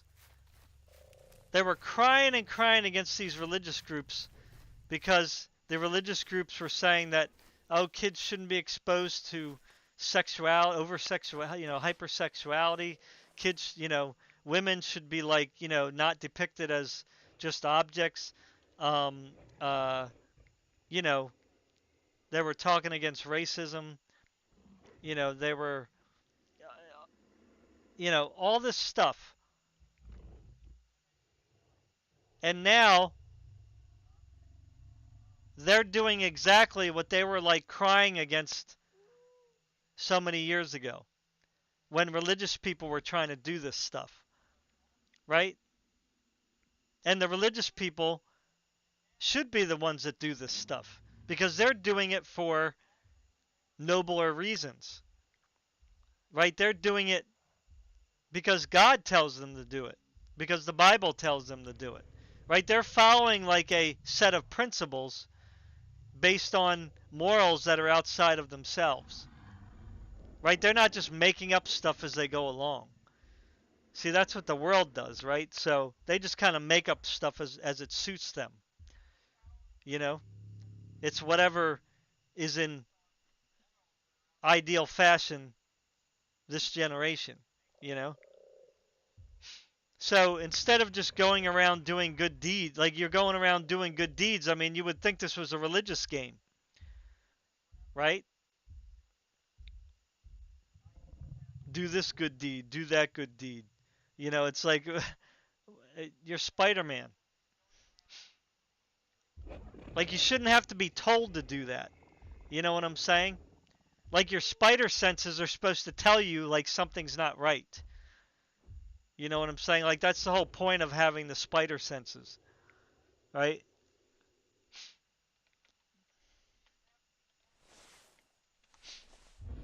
You don't have to have people stop and tell you what to do, so to speak. Now I don't know what the context was in the game, if the girl was crying, you know, or whatever the case is, you know. God forbid a girl shows her feelings, you know what I mean?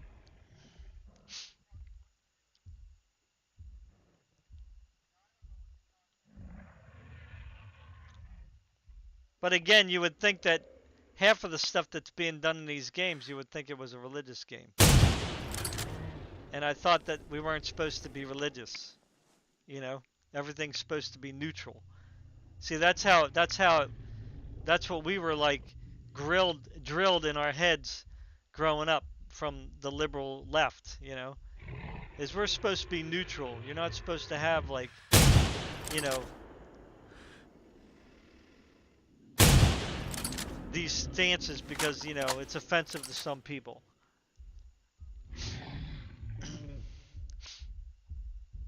But now you're not allowed to be neutral anymore.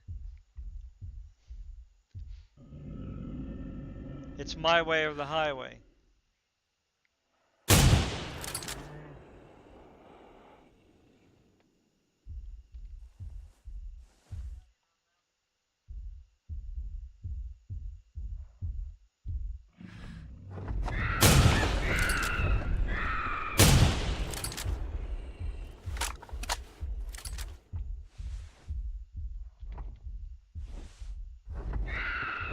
Oh,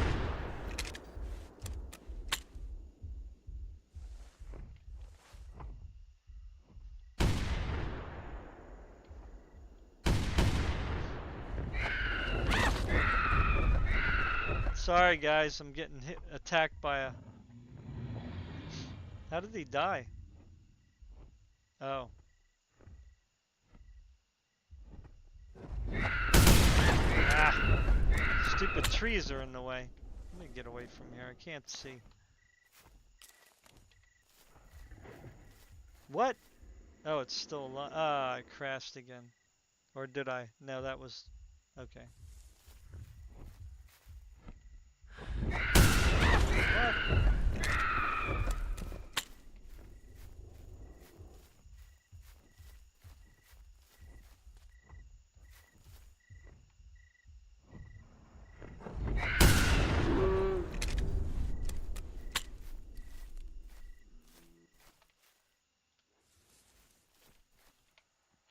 Where did it go?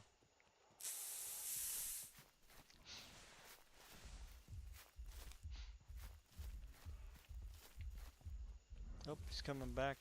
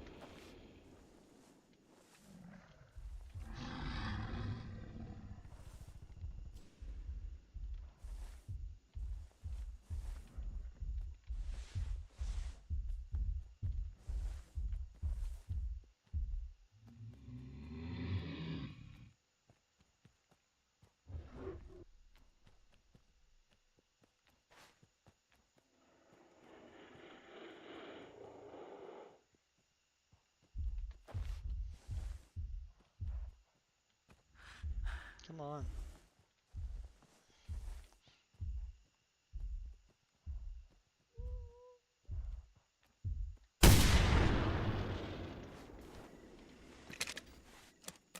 Bye-bye.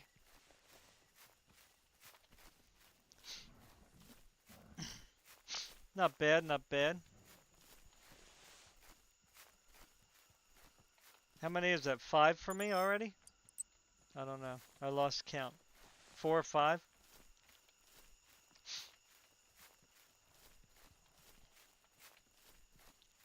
Not bad at all.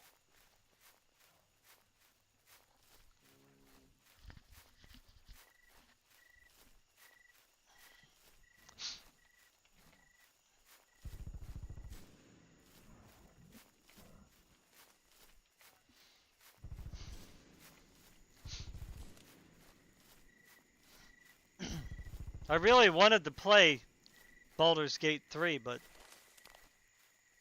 it just, I don't know. I just don't like turn-based gaming. I really don't. You know what I'm saying?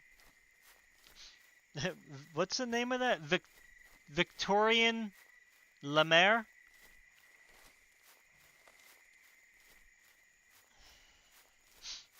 That's an interesting name. I wonder what that means.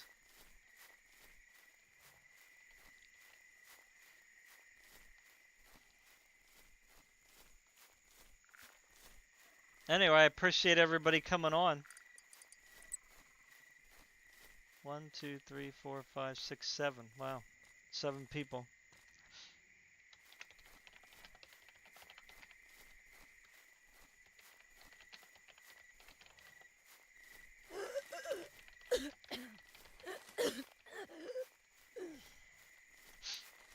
On another note, on a different note here, I wanted to bring up. I don't know if you guys played that game, Second Extinction, but I heard that they're closing the game down, or at least they stopped development on it. So if you want that game, get it while you can, because it'll no longer exist. As far as I understand, if I'm wrong, if I'm not correct there, let me know.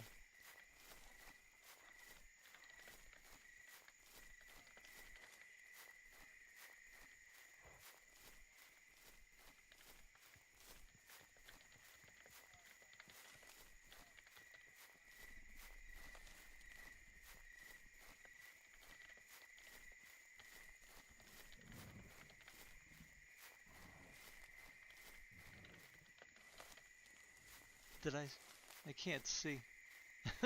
My eyesight's so bad.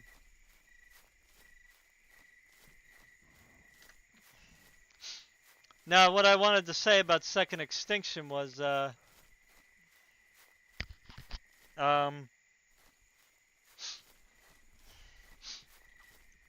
this is a perfect opportunity for everybody to speak up and say, make a Hunter Primal game, right? Go ahead and say, we didn't ask for Second Extinction. We asked for the Hunter Primal, you know? Now, I don't know if obviously the same team wasn't making both games, I don't think, but it is by the same company, I believe, Avalanche Studios or whatever. Or Expansive Worlds, one of them.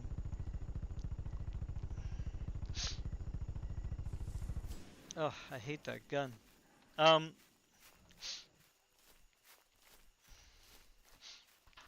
You know, or you can say in Hunter Call of the Wild, tell them to make a dinosaur map, right? A dinosaur themed map. You know? Like a Jurassic map. with nothing but dinosaurs in it. Different kinds of dinosaurs, you know?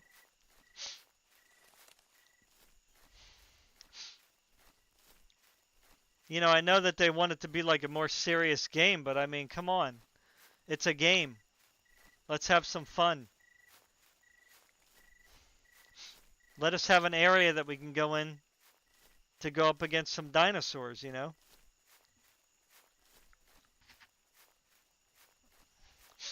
A dinosaur safari area, you know?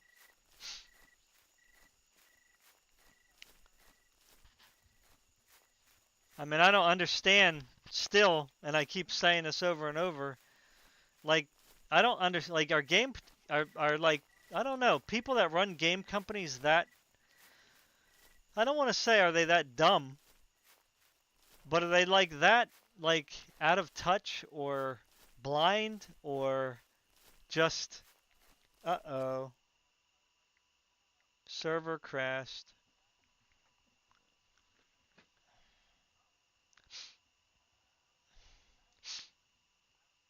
Uh-oh. Sorry about that, guys. I'm gonna try to get it back up.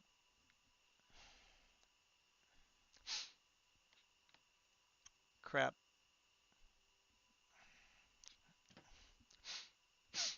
Again, what do you guys think, man? Do you still want another Hunter Primal type game or what?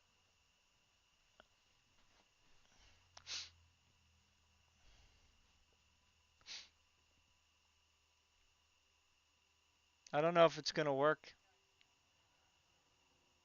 It'll be under Cool Soul. Well, I'll just put.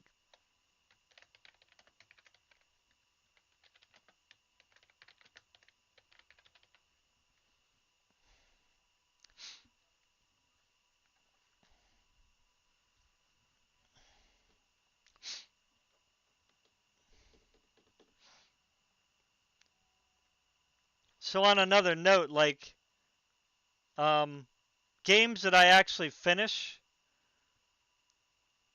right? Games that I actually finish. Usually it's because of the story. You know what I mean? Like I like the story. Like Cyberpunk 2077. I didn't care how the game was at the beginning, although I didn't have a lot of problems with it like other people supposedly did. But man, when I got into that story, I was just sucked in, you know?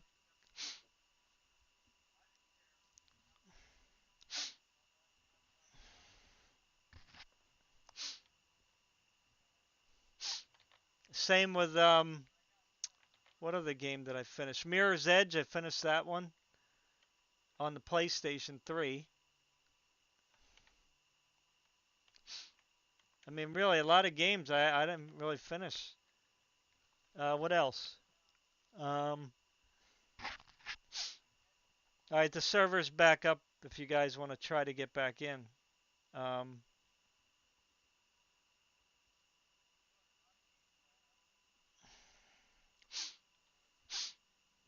but yeah, definitely story is one of the really only reasons I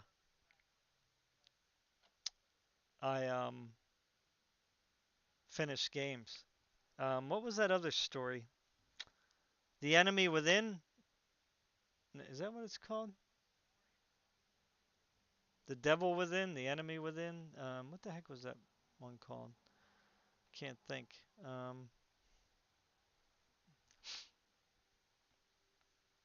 don't know. I can't think of it now. Let me see. The Evil Within. That's it. That's an old game, right? Like I didn't even know what that game was about. I mean, I heard about it like a long time ago when it first came out, but I didn't pay it no mind. But for some reason, even though that was really hard for me, that game. No, not The Evil. Is it The Evil Within? Let me see.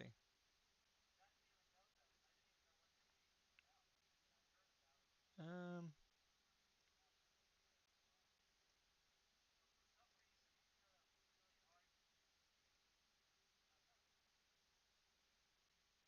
I don't know if that's the one or not.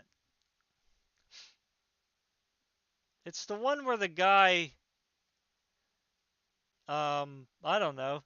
He's like I guess I'm not sure if it's a demon or some kind of a spirit, not the evil. I don't think it's the evil within. Um, but I remember playing the guy and he had like these tentacles come out of him, and that's how like he would fight in the game. Like I guess he was possessed by some kind of a spirit or something, and it like kind of, it was like a symbiotic thing.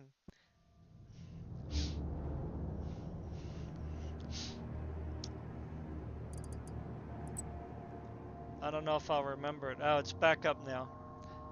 Um, anyway, that was a good story.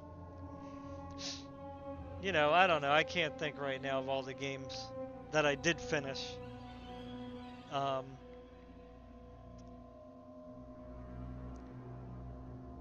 and then other games, like I told you earlier, if the graphics are really nice, then I will play them, but I may not finish it. I might just like jump in it for a while,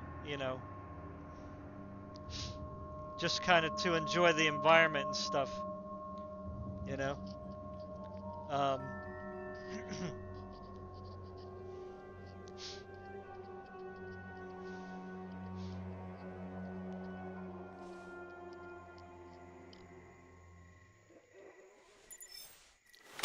okay, well we got a fresh server.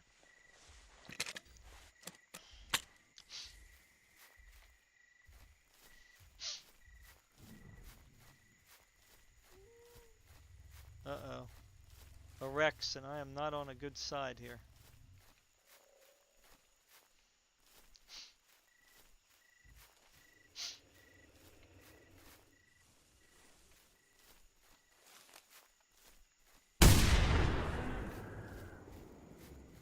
Bringing it over here.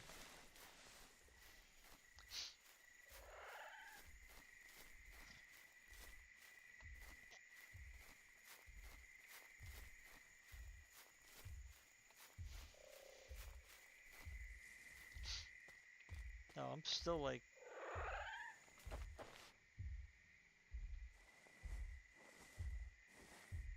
There it is.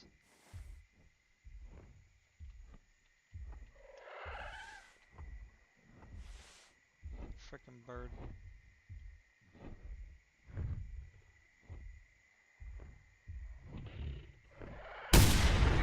Ah! What? One bullet?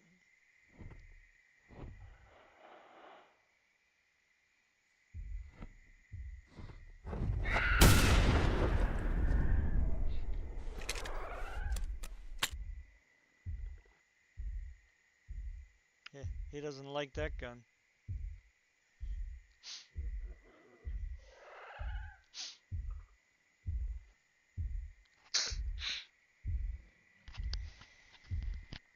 I don't like the Rex being above me.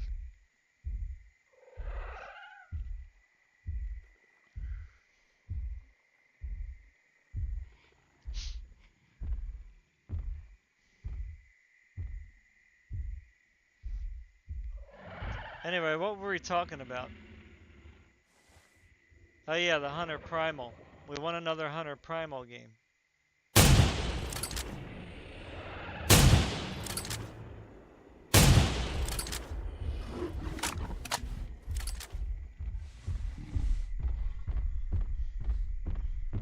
Oh, nice.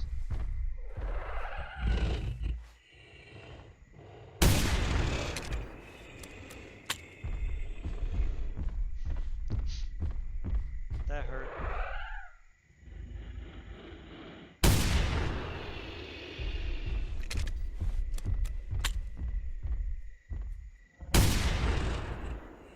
It's gonna die. That thing is bleeding.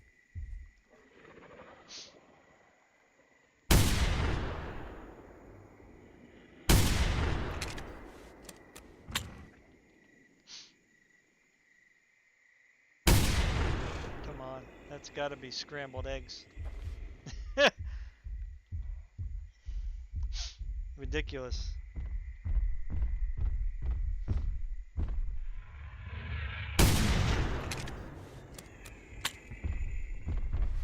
got like both lungs, his intestines, his liver. I mean, come on, give me a break.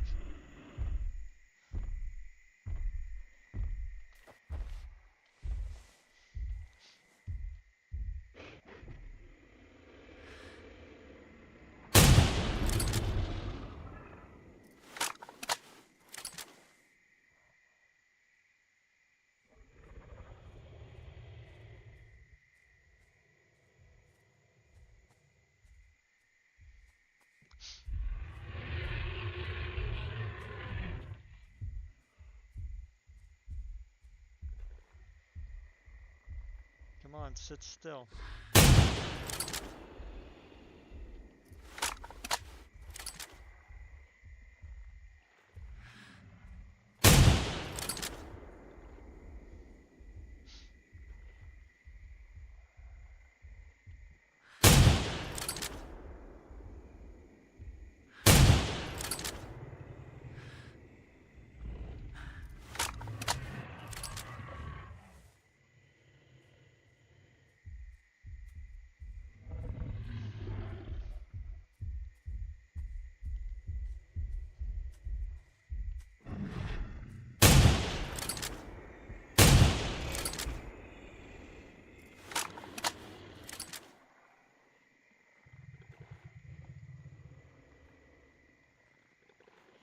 Where'd that other one go?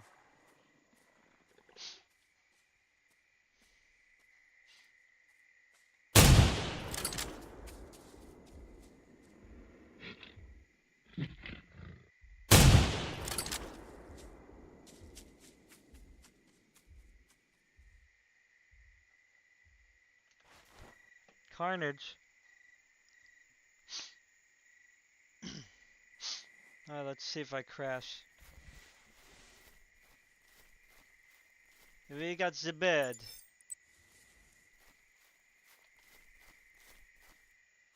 We got the Utah. We got the Rex.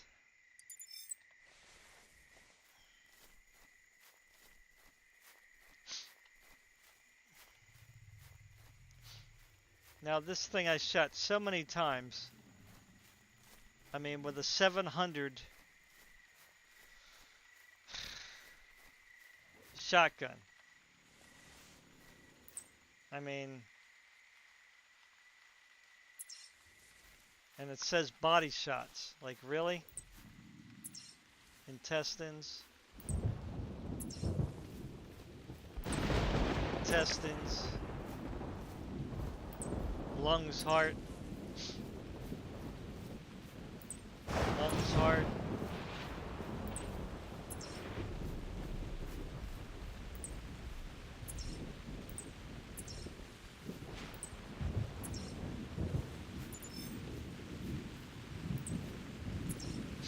I mean, it's only got 50% of its health gone. Like, what?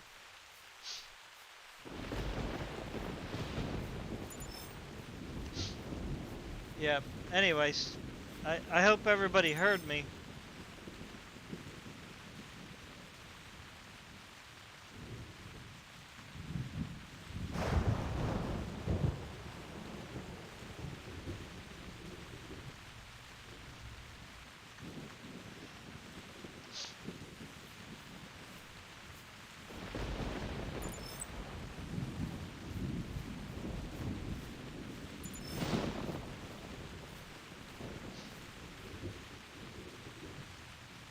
I might end up crashing.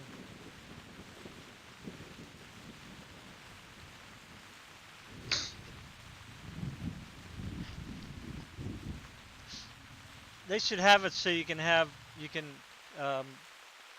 comment on the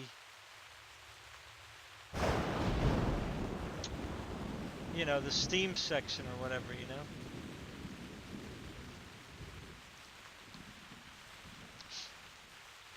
Oh, you can't. Oh, okay, you can go this way. That's interesting.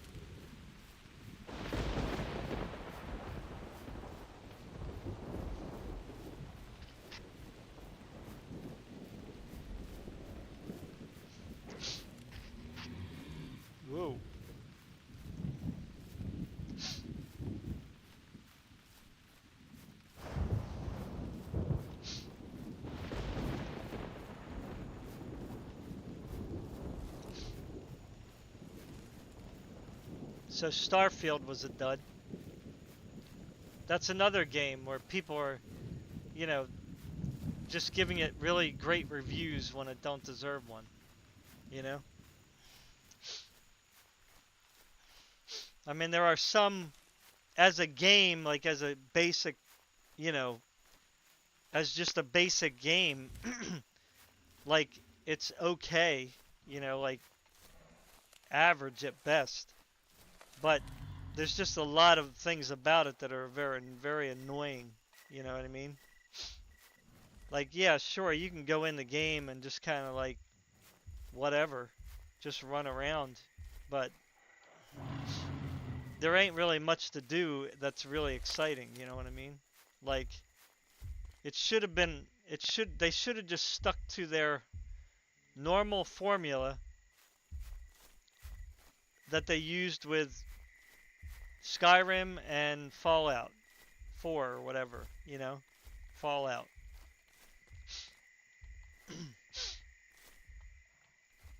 Where you just have open world, you know, basically open universe. You go from planet to planet, you discover new life, cultures. And again, it's fictional, right? So it doesn't have to depict reality. Like, why they thought that you going from planet to planet and each planet is like a desolate, barren landscape, why they would think that that would be exciting. You know what I'm saying? Like, why would they think that's exciting? And even on those barren, desolate landscapes,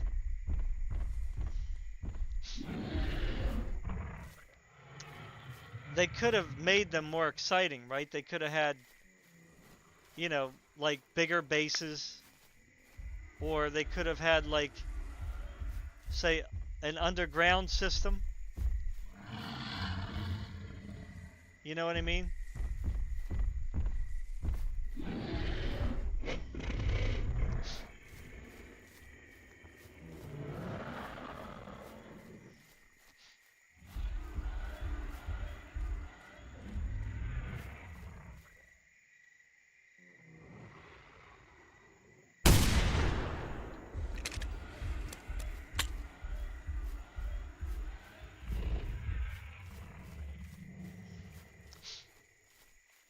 You know, on the more hostile planets, they could have had an underground cave system that you could have traversed through. You know, basically dungeons, right? Dungeons on the surface, dungeons underground, if you know what I mean, right? Um, it's just like, I don't know, man. It's like, why they thought that teleporting from planet to planet and just going on these dull, boring planets would be something that is going to excite the average gamer. I mean, I might as well have played, what's that called? Universe Sandbox or whatever? Might as well just played that. You know, with that game I can go to different planets, you know, and look at boring, desolate landscapes.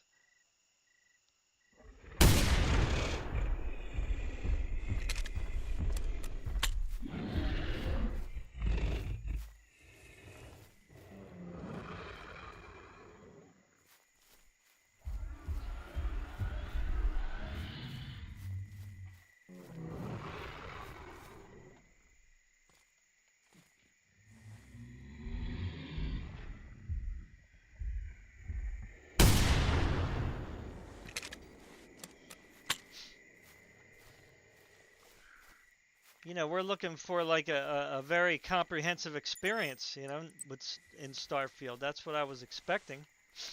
I wasn't expecting, say, Skyrim in space, but I want to play a space game, right?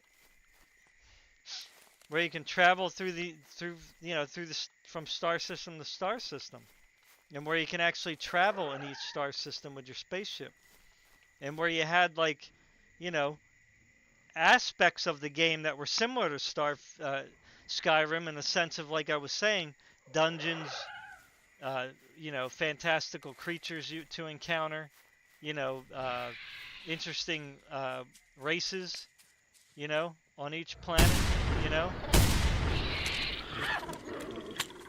Basically Star Trek in space, you know, in a sense, you know. Um, or, a Star Trek kind of a situation, you know. Um, but the game was mostly fetch quests, at least from what I played, right? I didn't play like the long side quests, which, there were some, and that's fine. But I'm not going to say I'm going to give credit where credit's due, right? Because that's not how I review. If I review, I'm going to say the game was good or the game was bad, and this is the reason why. Because I'm not paying for half of a game, right? When you're paying $60 or $7, you're not paying to like half the game. You're paying to enjoy the whole game, right? The entire game. And Starfield was a dud. It was in no way like a great game. Like, again, when I see people still today saying how great Starfield is, it's like, what are you freaking talking about? It was a dud. It didn't live up to any hype. You know what I'm saying? Like, none of it.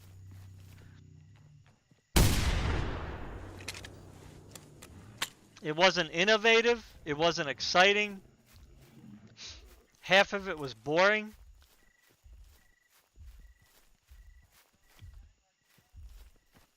Oh boy, this is not good.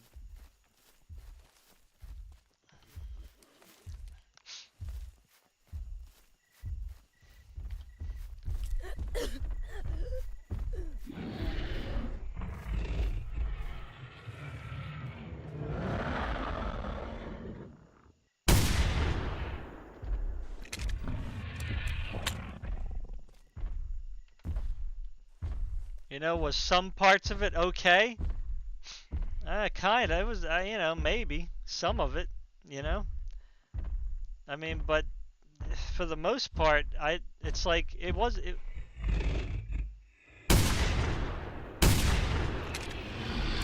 I mean, like right now, I would rather go back and play Cyberpunk than go back and play Starfield.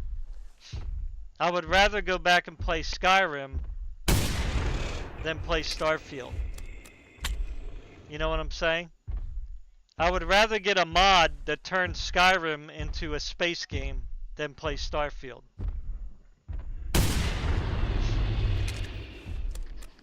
I think they wasted so much time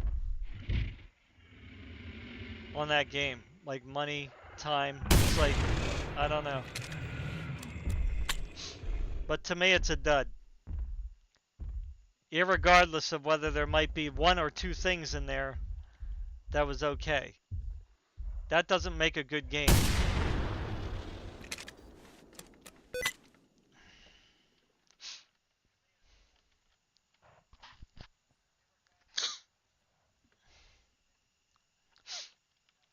I mean, the graphics weren't even good in that game. Like, that's the other thing that was, like, surprising. I might have been, like, more forgiving if the graphics were half decent. But the game is not a good-looking game at all. And I was playing at max settings with a 4090. You know what I'm saying? And to me, it was not a good-looking game. Was it okay looking? Yeah, it was okay like 10 years ago. I would say, yeah, the game looked good 10 years ago. But for a 2023 game, my God, you might as well just made the thing look like oil paint. And that probably would have been better. You might as well have made a cartoon game. Because that I could have accepted, right? If it was just Starfield, the cartoon, you know? Like, and it was just all cartoon characters in a space game like that. I would have been probably more accepting of those kinds of graphics, being that it's a cartoon theme.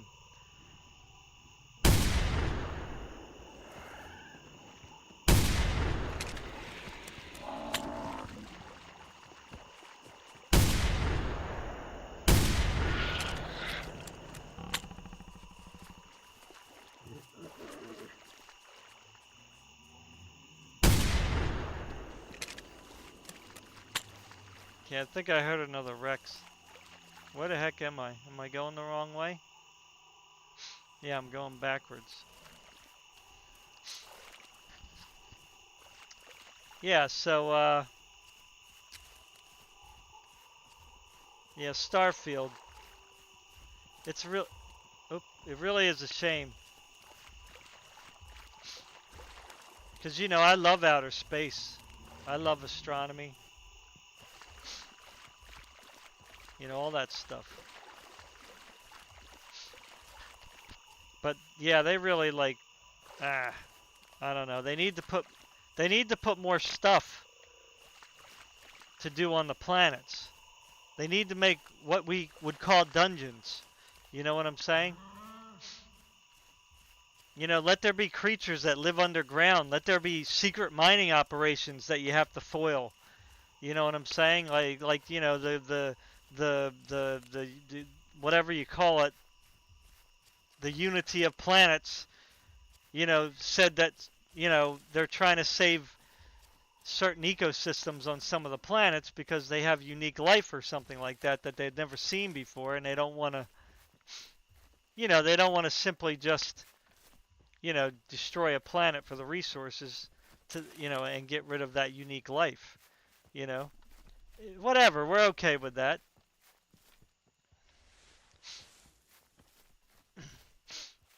So you have to go there and kill the poachers, or, you know, shut down the operation or something, you know, like there's so many easy things they could have done. Or just simply had hostile creatures, you know, like aliens, right? They could have paid some royalties to the Alien franchise and said, "Hey, we want to make a planet where it's got the aliens on it." I'm sure that the alien people would have been like, "Sounds good to us. That's free advertisement." You know what I mean? And everybody would have just been like, "Whoa, we get to fight aliens on this planet. They're like everywhere, infesting the whole thing." I mean, it's like something as simple as that. You know what I'm saying? Or a planet where there's like hostile dinosaurs or something that want to eat you every 5 seconds.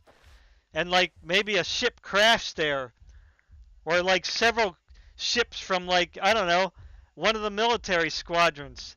You know, a solar flare came through the system and just blew out all their systems, and they all crashed on this planet, and you have to recover, like, I don't know, some kind of like vital data from the ships. Maybe they were assigned, you know, escorting a very top secret scientific expedition or something. I don't know. You know, but the whole planet's got like dinosaurs everywhere. You know what I mean? It's like so easy. You know what I mean? Like it's so easy to please gamers. It's like, but no, all they had to, but they decided to focus on women strong, men bad, ugly characters are in, beautiful characters are out. We have to make every other, well, not every other character. We have to make only every 10th character white as far as NPCs go. And even the main characters, they had to focus on diversifying, which is, again, I don't have a problem with diversity, but it's like when you force it, it doesn't make me respect it more. Right? Because you're not focusing on You're not focusing on the story. You're not focusing on the mechanics of the gameplay. You're not focusing on what you're putting in the game to make it fun. You know what I'm saying? And this is what they don't understand. It's like you can get your messages across. I mean, you don't really have to be a psychologist, right? We all grew up and we all know what conditioned response is, right? Right? I'm sure most of you know what conditioned responsive, right? It's like the monkey thing, right? You put a banana in front of the monkey. He has to put his hand through a hole, right? And every time he sticks his hand through the hole, he gets shocked, right? He really wants that banana and he's hungry. But eventually, the monkey will stop putting his hand through the hole, even after you've turned the shocker off a long time ago. Because the monkey now knows that there's something negative going to happen if they grab the banana.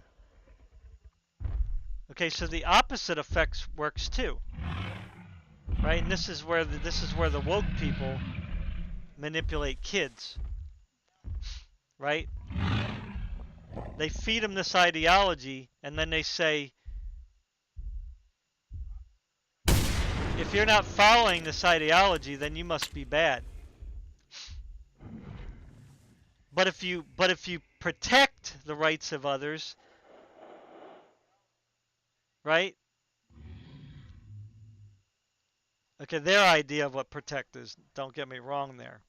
Their interpretation of what protection is, right? Then you're a brave person. Then you're a hero, right? They're using the same thing. It's the same kind of a concept, right? So if these people had any real brains or insight about how the human mind works, rather than we hate you and we're not going to make your game fun, right? They could have just made the game fun and still put their messages in there. You see what I'm saying? But the messages don't have to be like blatant or have you forcing you to get two gay guys together to go to homecoming. Right? That's really cringy. In any respect. Right? Because now they're forcing you to do something that you really don't want to do. Right? Like, I think it's universal for the most part that people, gamers, kids, they don't mind being the good guy fighting the bad guy. Right? Right? You're playing a superhero game. And you already know that superheroes fight the bad guys. So you're not really forcing the gamer to do something they don't want to do, right? Because they already know coming into the game that they're going to play a superhero. See, this is why they kind of sneak this other stuff in there. Because they know that if they told people they got to do these side quests, which are kind of stupid to do, then people will be like, I'm not buying this game. Or at the very least, they'll say, you know what? I'll buy it when it's on super sale. Right? If it's like $10, I'll buy it. And I'll just play through the main story or whatever. You see? So that in itself takes away trust. You know what I mean? Although I don't trust these people anyway. But, you know. So again, if they had any brains, getting back to what I was trying to say, is that if you make a game fun and you put themes in there that are woke,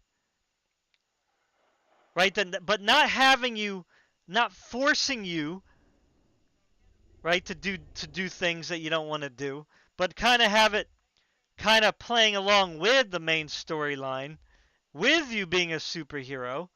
You see what I'm saying? And you're having fun, then because you're having fun with the game, And even though there's some kind of woke, crappy ideology that's kind of like thrown in there too as you're doing the main quest line, condition response,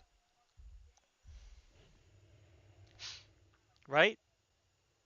Condition response. Some of that woke stuff might rub off on you. And you might say, oh, well, that's not so bad. You know? Helping out this person wasn't so bad. You know, like with the saving the grandfather thing, right? Like it could have that could have happened while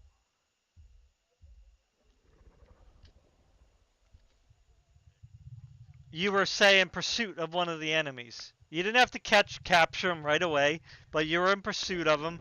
And then along the way, you see the girl crying or whatever she's doing, and she's saying, you know, I don't know what happened. My grandfather was here, and these people, goons or whatever she wants to call them, just snatched him up and took him away. You know what I mean? And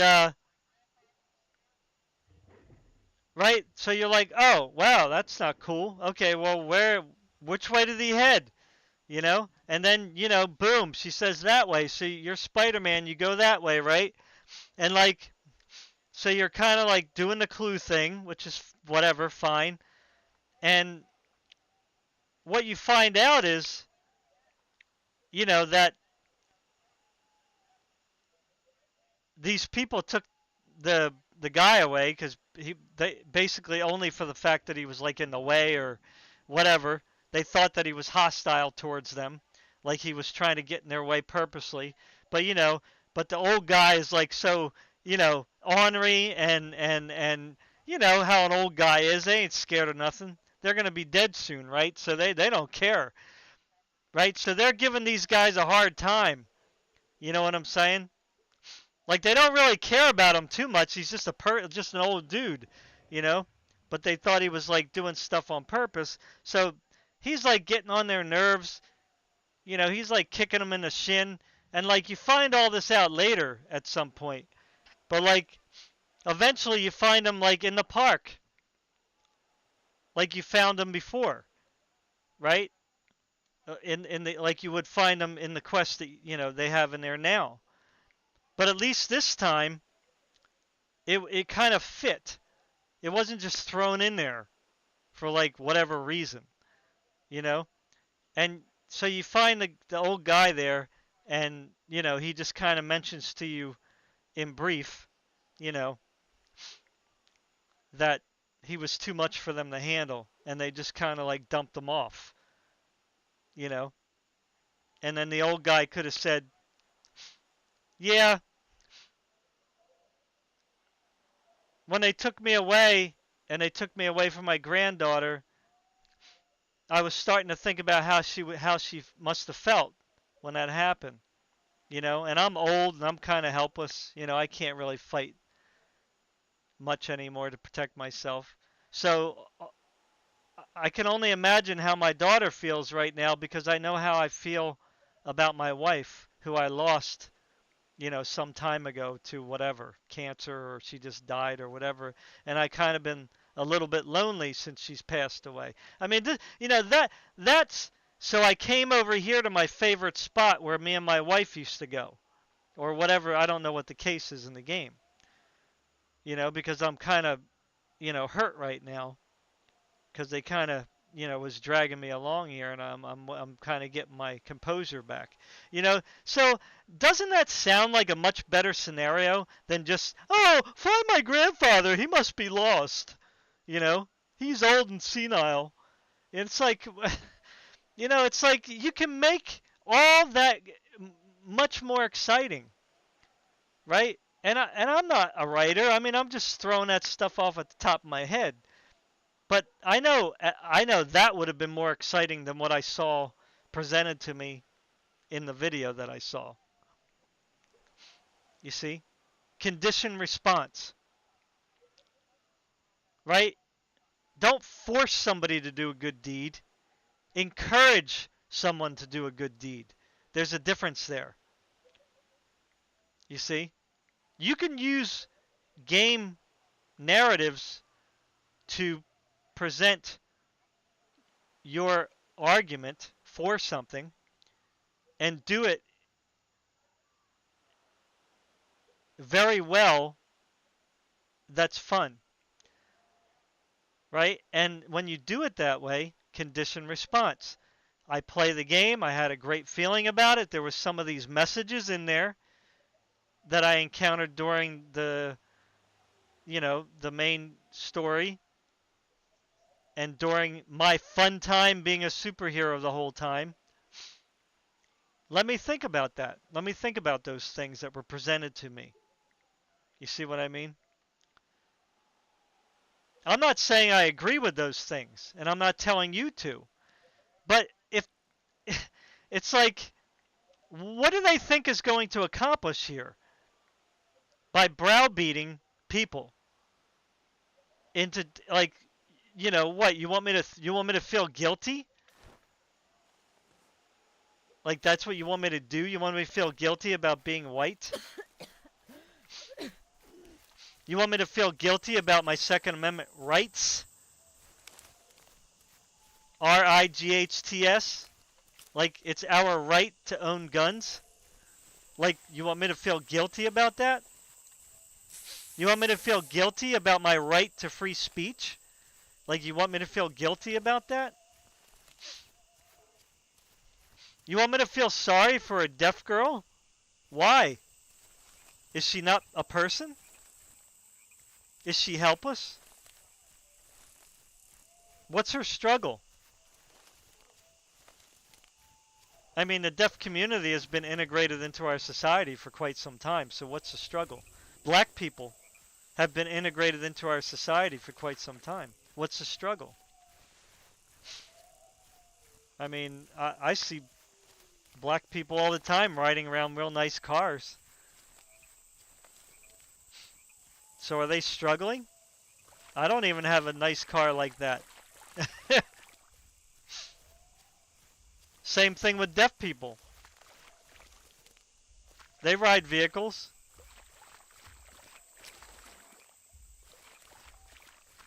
Oh boy. Is that the same Rex?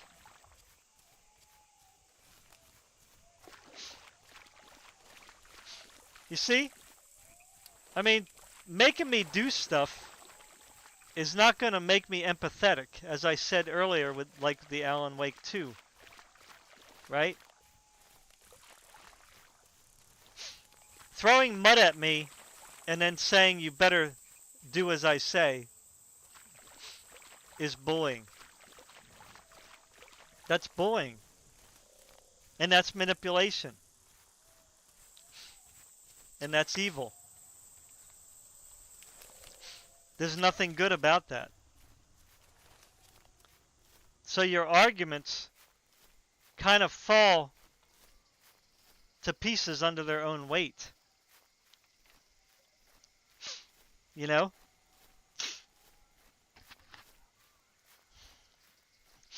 Because if you can't convince me of something based on your example, like meaning in practice, in reality, if you have to tell me that I'm a bad person and that's why I need to think a different way without convincing me of why I'm a bad person,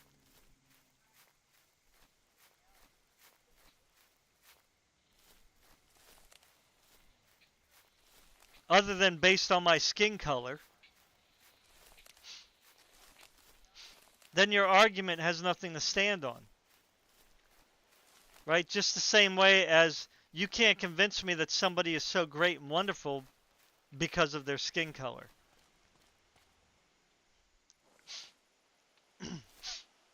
I mean, that's ridiculous.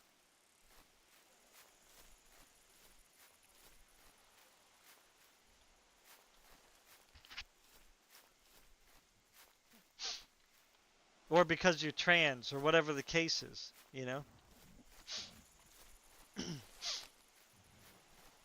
You know, a lot of the people that think like me, I'm just a normal, average person who just is like, you do you, I do me. You follow what you want to follow, I follow what I want to follow. You be religious if you want to be religious, or if you don't want to be religious, don't be religious. But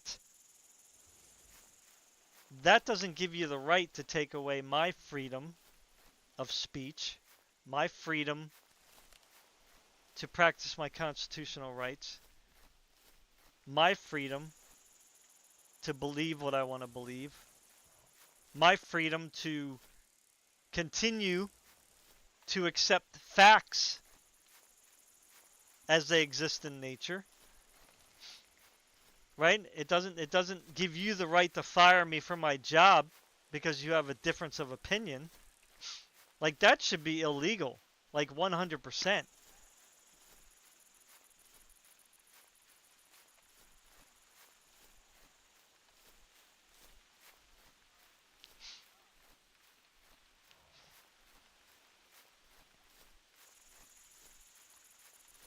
And again, it's all hypocritical anyway, because these people call everybody a name under the book, and they're okay. But if you say something that they don't agree with, then oh my God, we got to get rid of you. Very hypocritical. They don't show any example of what a good person is. Right? They don't give any example of a good person.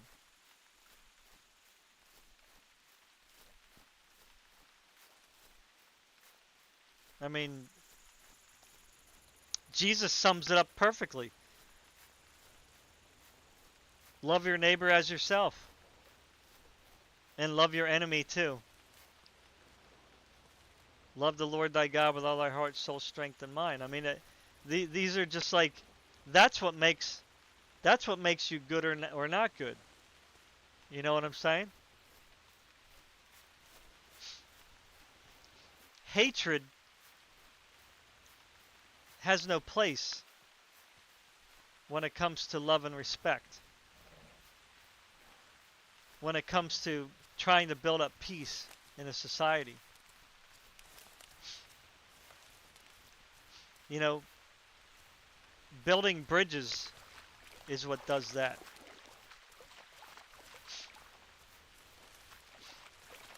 You know, and actually attacking, you know, actually trying to fix real racists.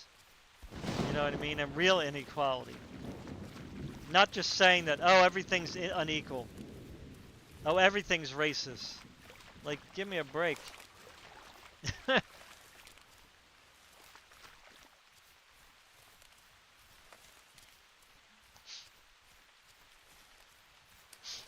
I keep getting off track, don't I? You know. I just don't know what people are voting for, man. We got elections coming up. And it's like, what the frick do people... I mean, I don't understand. It's like, are people that, like, brain dead? Just study history, man. It's like, all the tyrannical societies began with this. Woke stuff. Oh, we gotta hate everybody because they're so bad. And we're the good guys. You know, we're gonna make everything bright and beautiful for everybody. And that's never turned out, ever, to be the case in any part of history. Except for when people were actually fighting for what was good. Like what was really good. You know, like freedom of conscience, freedom of speech, freedom of assembly, freedom to travel freely. You know what I'm saying? Free to be part of society without, you know, being persecuted. That's the only time anything worked out.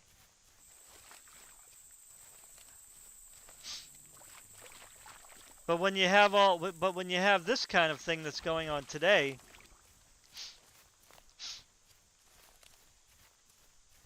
if you don't think like we think, then you're bad. Then that's a big problem. That's a serious problem.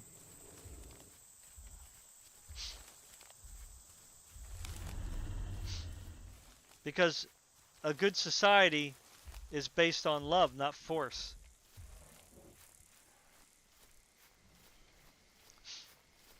You know? Yeah, I don't know how long I'm gonna be on TNT.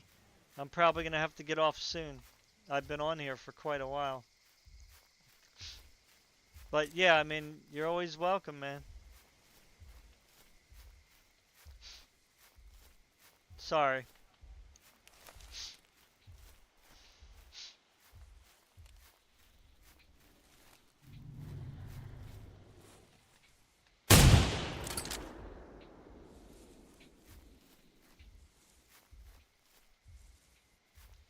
I don't know if I can get up here.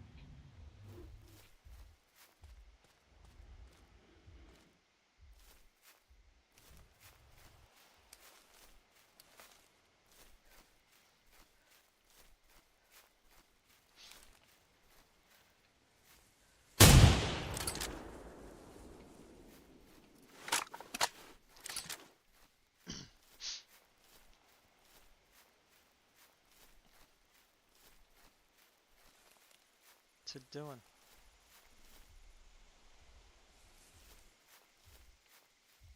There it comes, okay. Here he comes. I'm trying to think of what else I heard recently.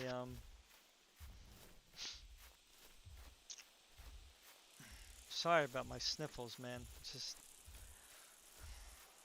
my nose is just on fire. Um,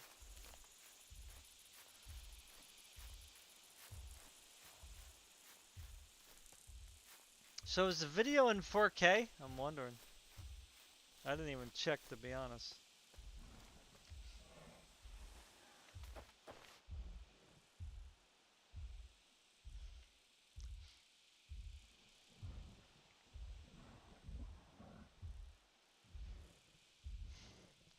So what games do you think? Oh, that was the one I already shot, I guess. So give me your picks of Game of the Year. What do you think should be nominated?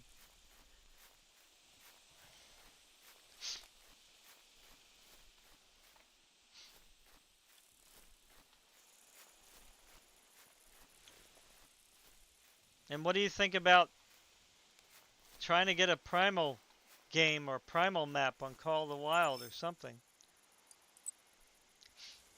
You know?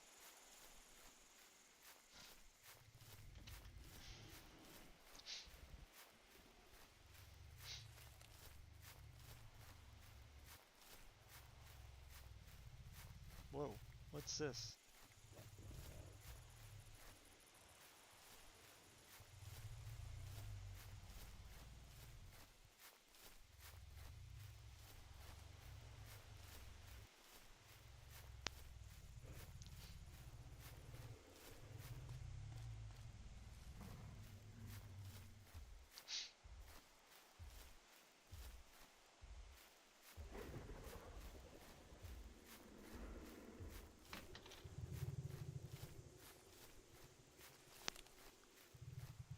Well, that's a new one.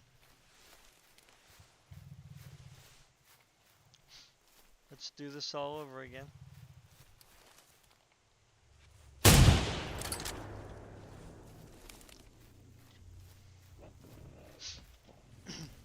Yeah, I gotta probably get off after this Rex kill, maybe.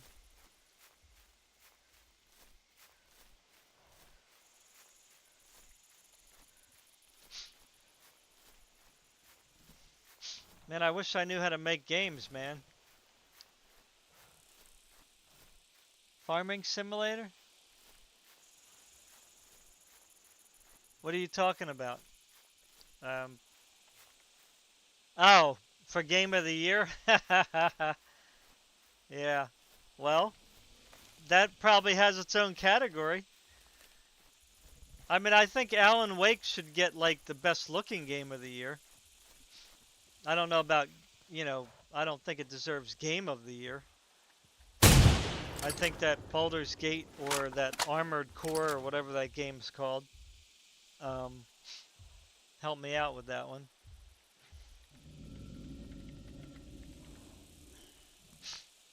Was it Armored Core? Is that what it's called? Yeah, Fires of Rubicon.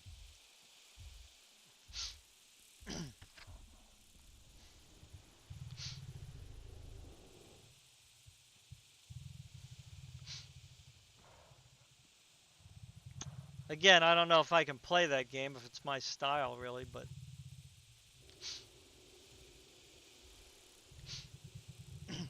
there's another game called, you guys should join my Twitter, you know, so we can have more interactions on there. It's called Void Crew. That one's like a space game. It looks kind of interesting. I don't know really what it's about. I have to try it out. I might go ahead and see if Hawk wants to play that with me.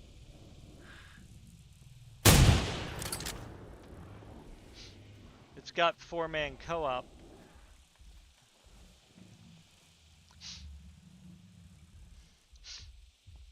But I think you can play it 2-man too, if you 2-man also if you have a smaller ship. Because it's like one of those games where I think you got to manage your ship too. But I think there's other things to do, hopefully. Like, hopefully there's like objectives and quests and stuff. You never know, it might be more fun than Starfield. Or I should call it Stardud.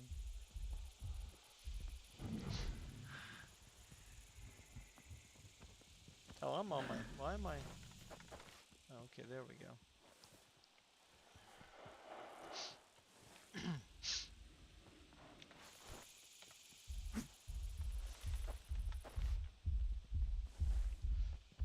Aha, tricked you.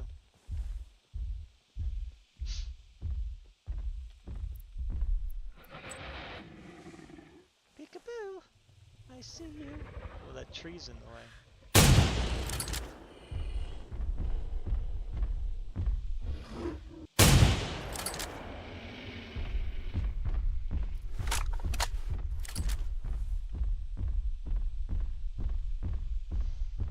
What'd you play, Farming Simulator 23?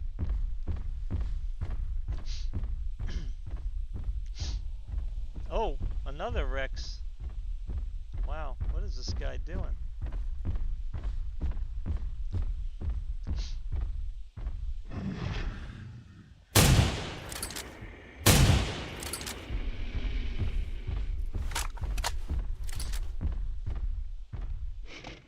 Oh! You're getting me dizzy, dude.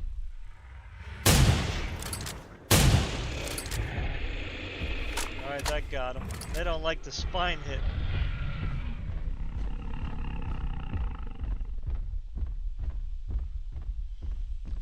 He can't find the pathway to me, that's funny.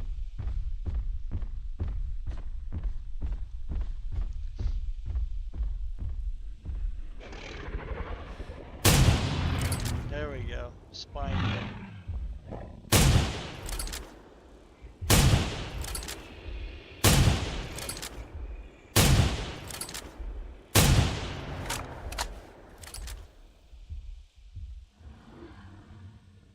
Oh, there's the other one. I feel like I'm all alone here. Oh, that's a mama. How big are you? Come on. Ooh, she's a big one. She a big one.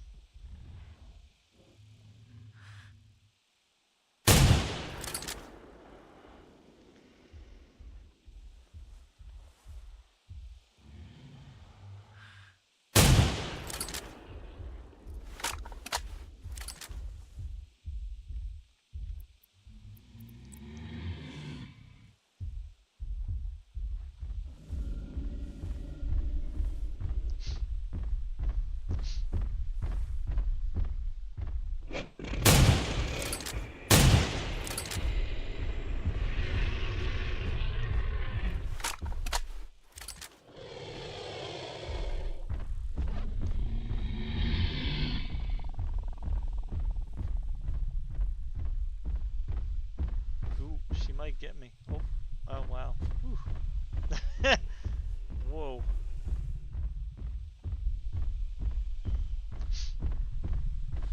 She knows I'm here, but she just can't stand because I guess there's too many rocks around.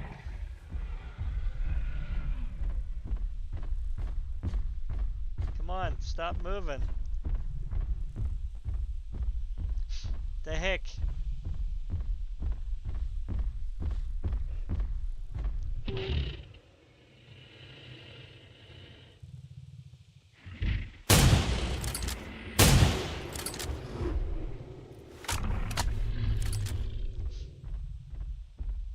Oh, come on. Don't get stuck now.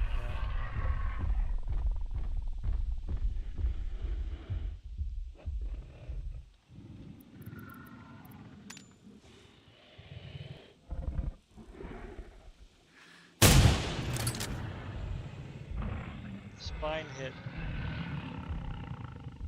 Next is going to be the neck.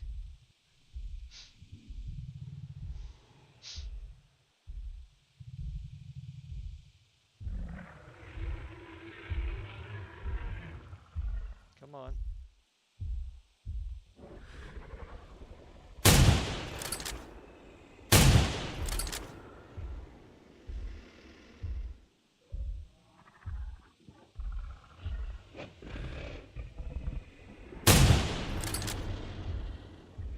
That one came back again, huh?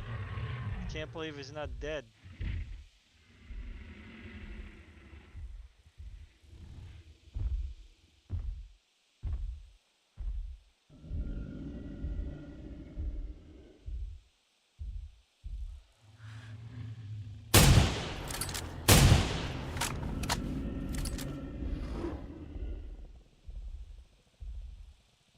Oh, nice.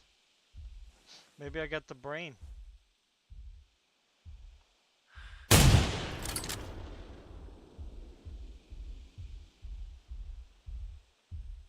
Oh, there you go. All right.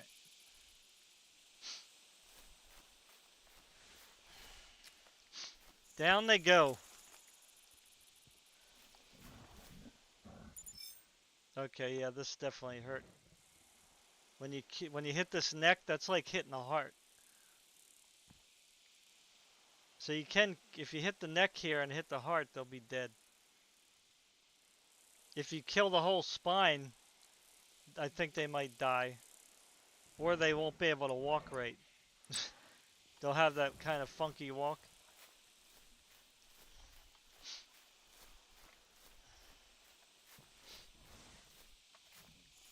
Well, guys, girls, they, thems, and ifs, and maybes. That's a nice view, huh? Wish I could take a screenshot. Y'all have a great weekend. Thanks for stopping by. Appreciate you guys coming on the stream, checking out the video. Don't forget to like, sub, share, all that stuff. I guess I should say that in the beginning, but whatever. You know, if you want to donate to the channel, you know where to find the links or somewhere.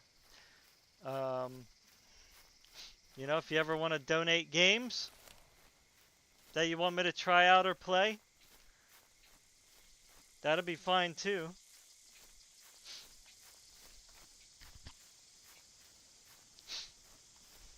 You know, if you gift me a game, I'll play it. You know, I'll try it anyway. I can't promise I will be good at it. You know, but yeah. Anyway. Peace, everybody. Love y'all. Take care. I gots to go.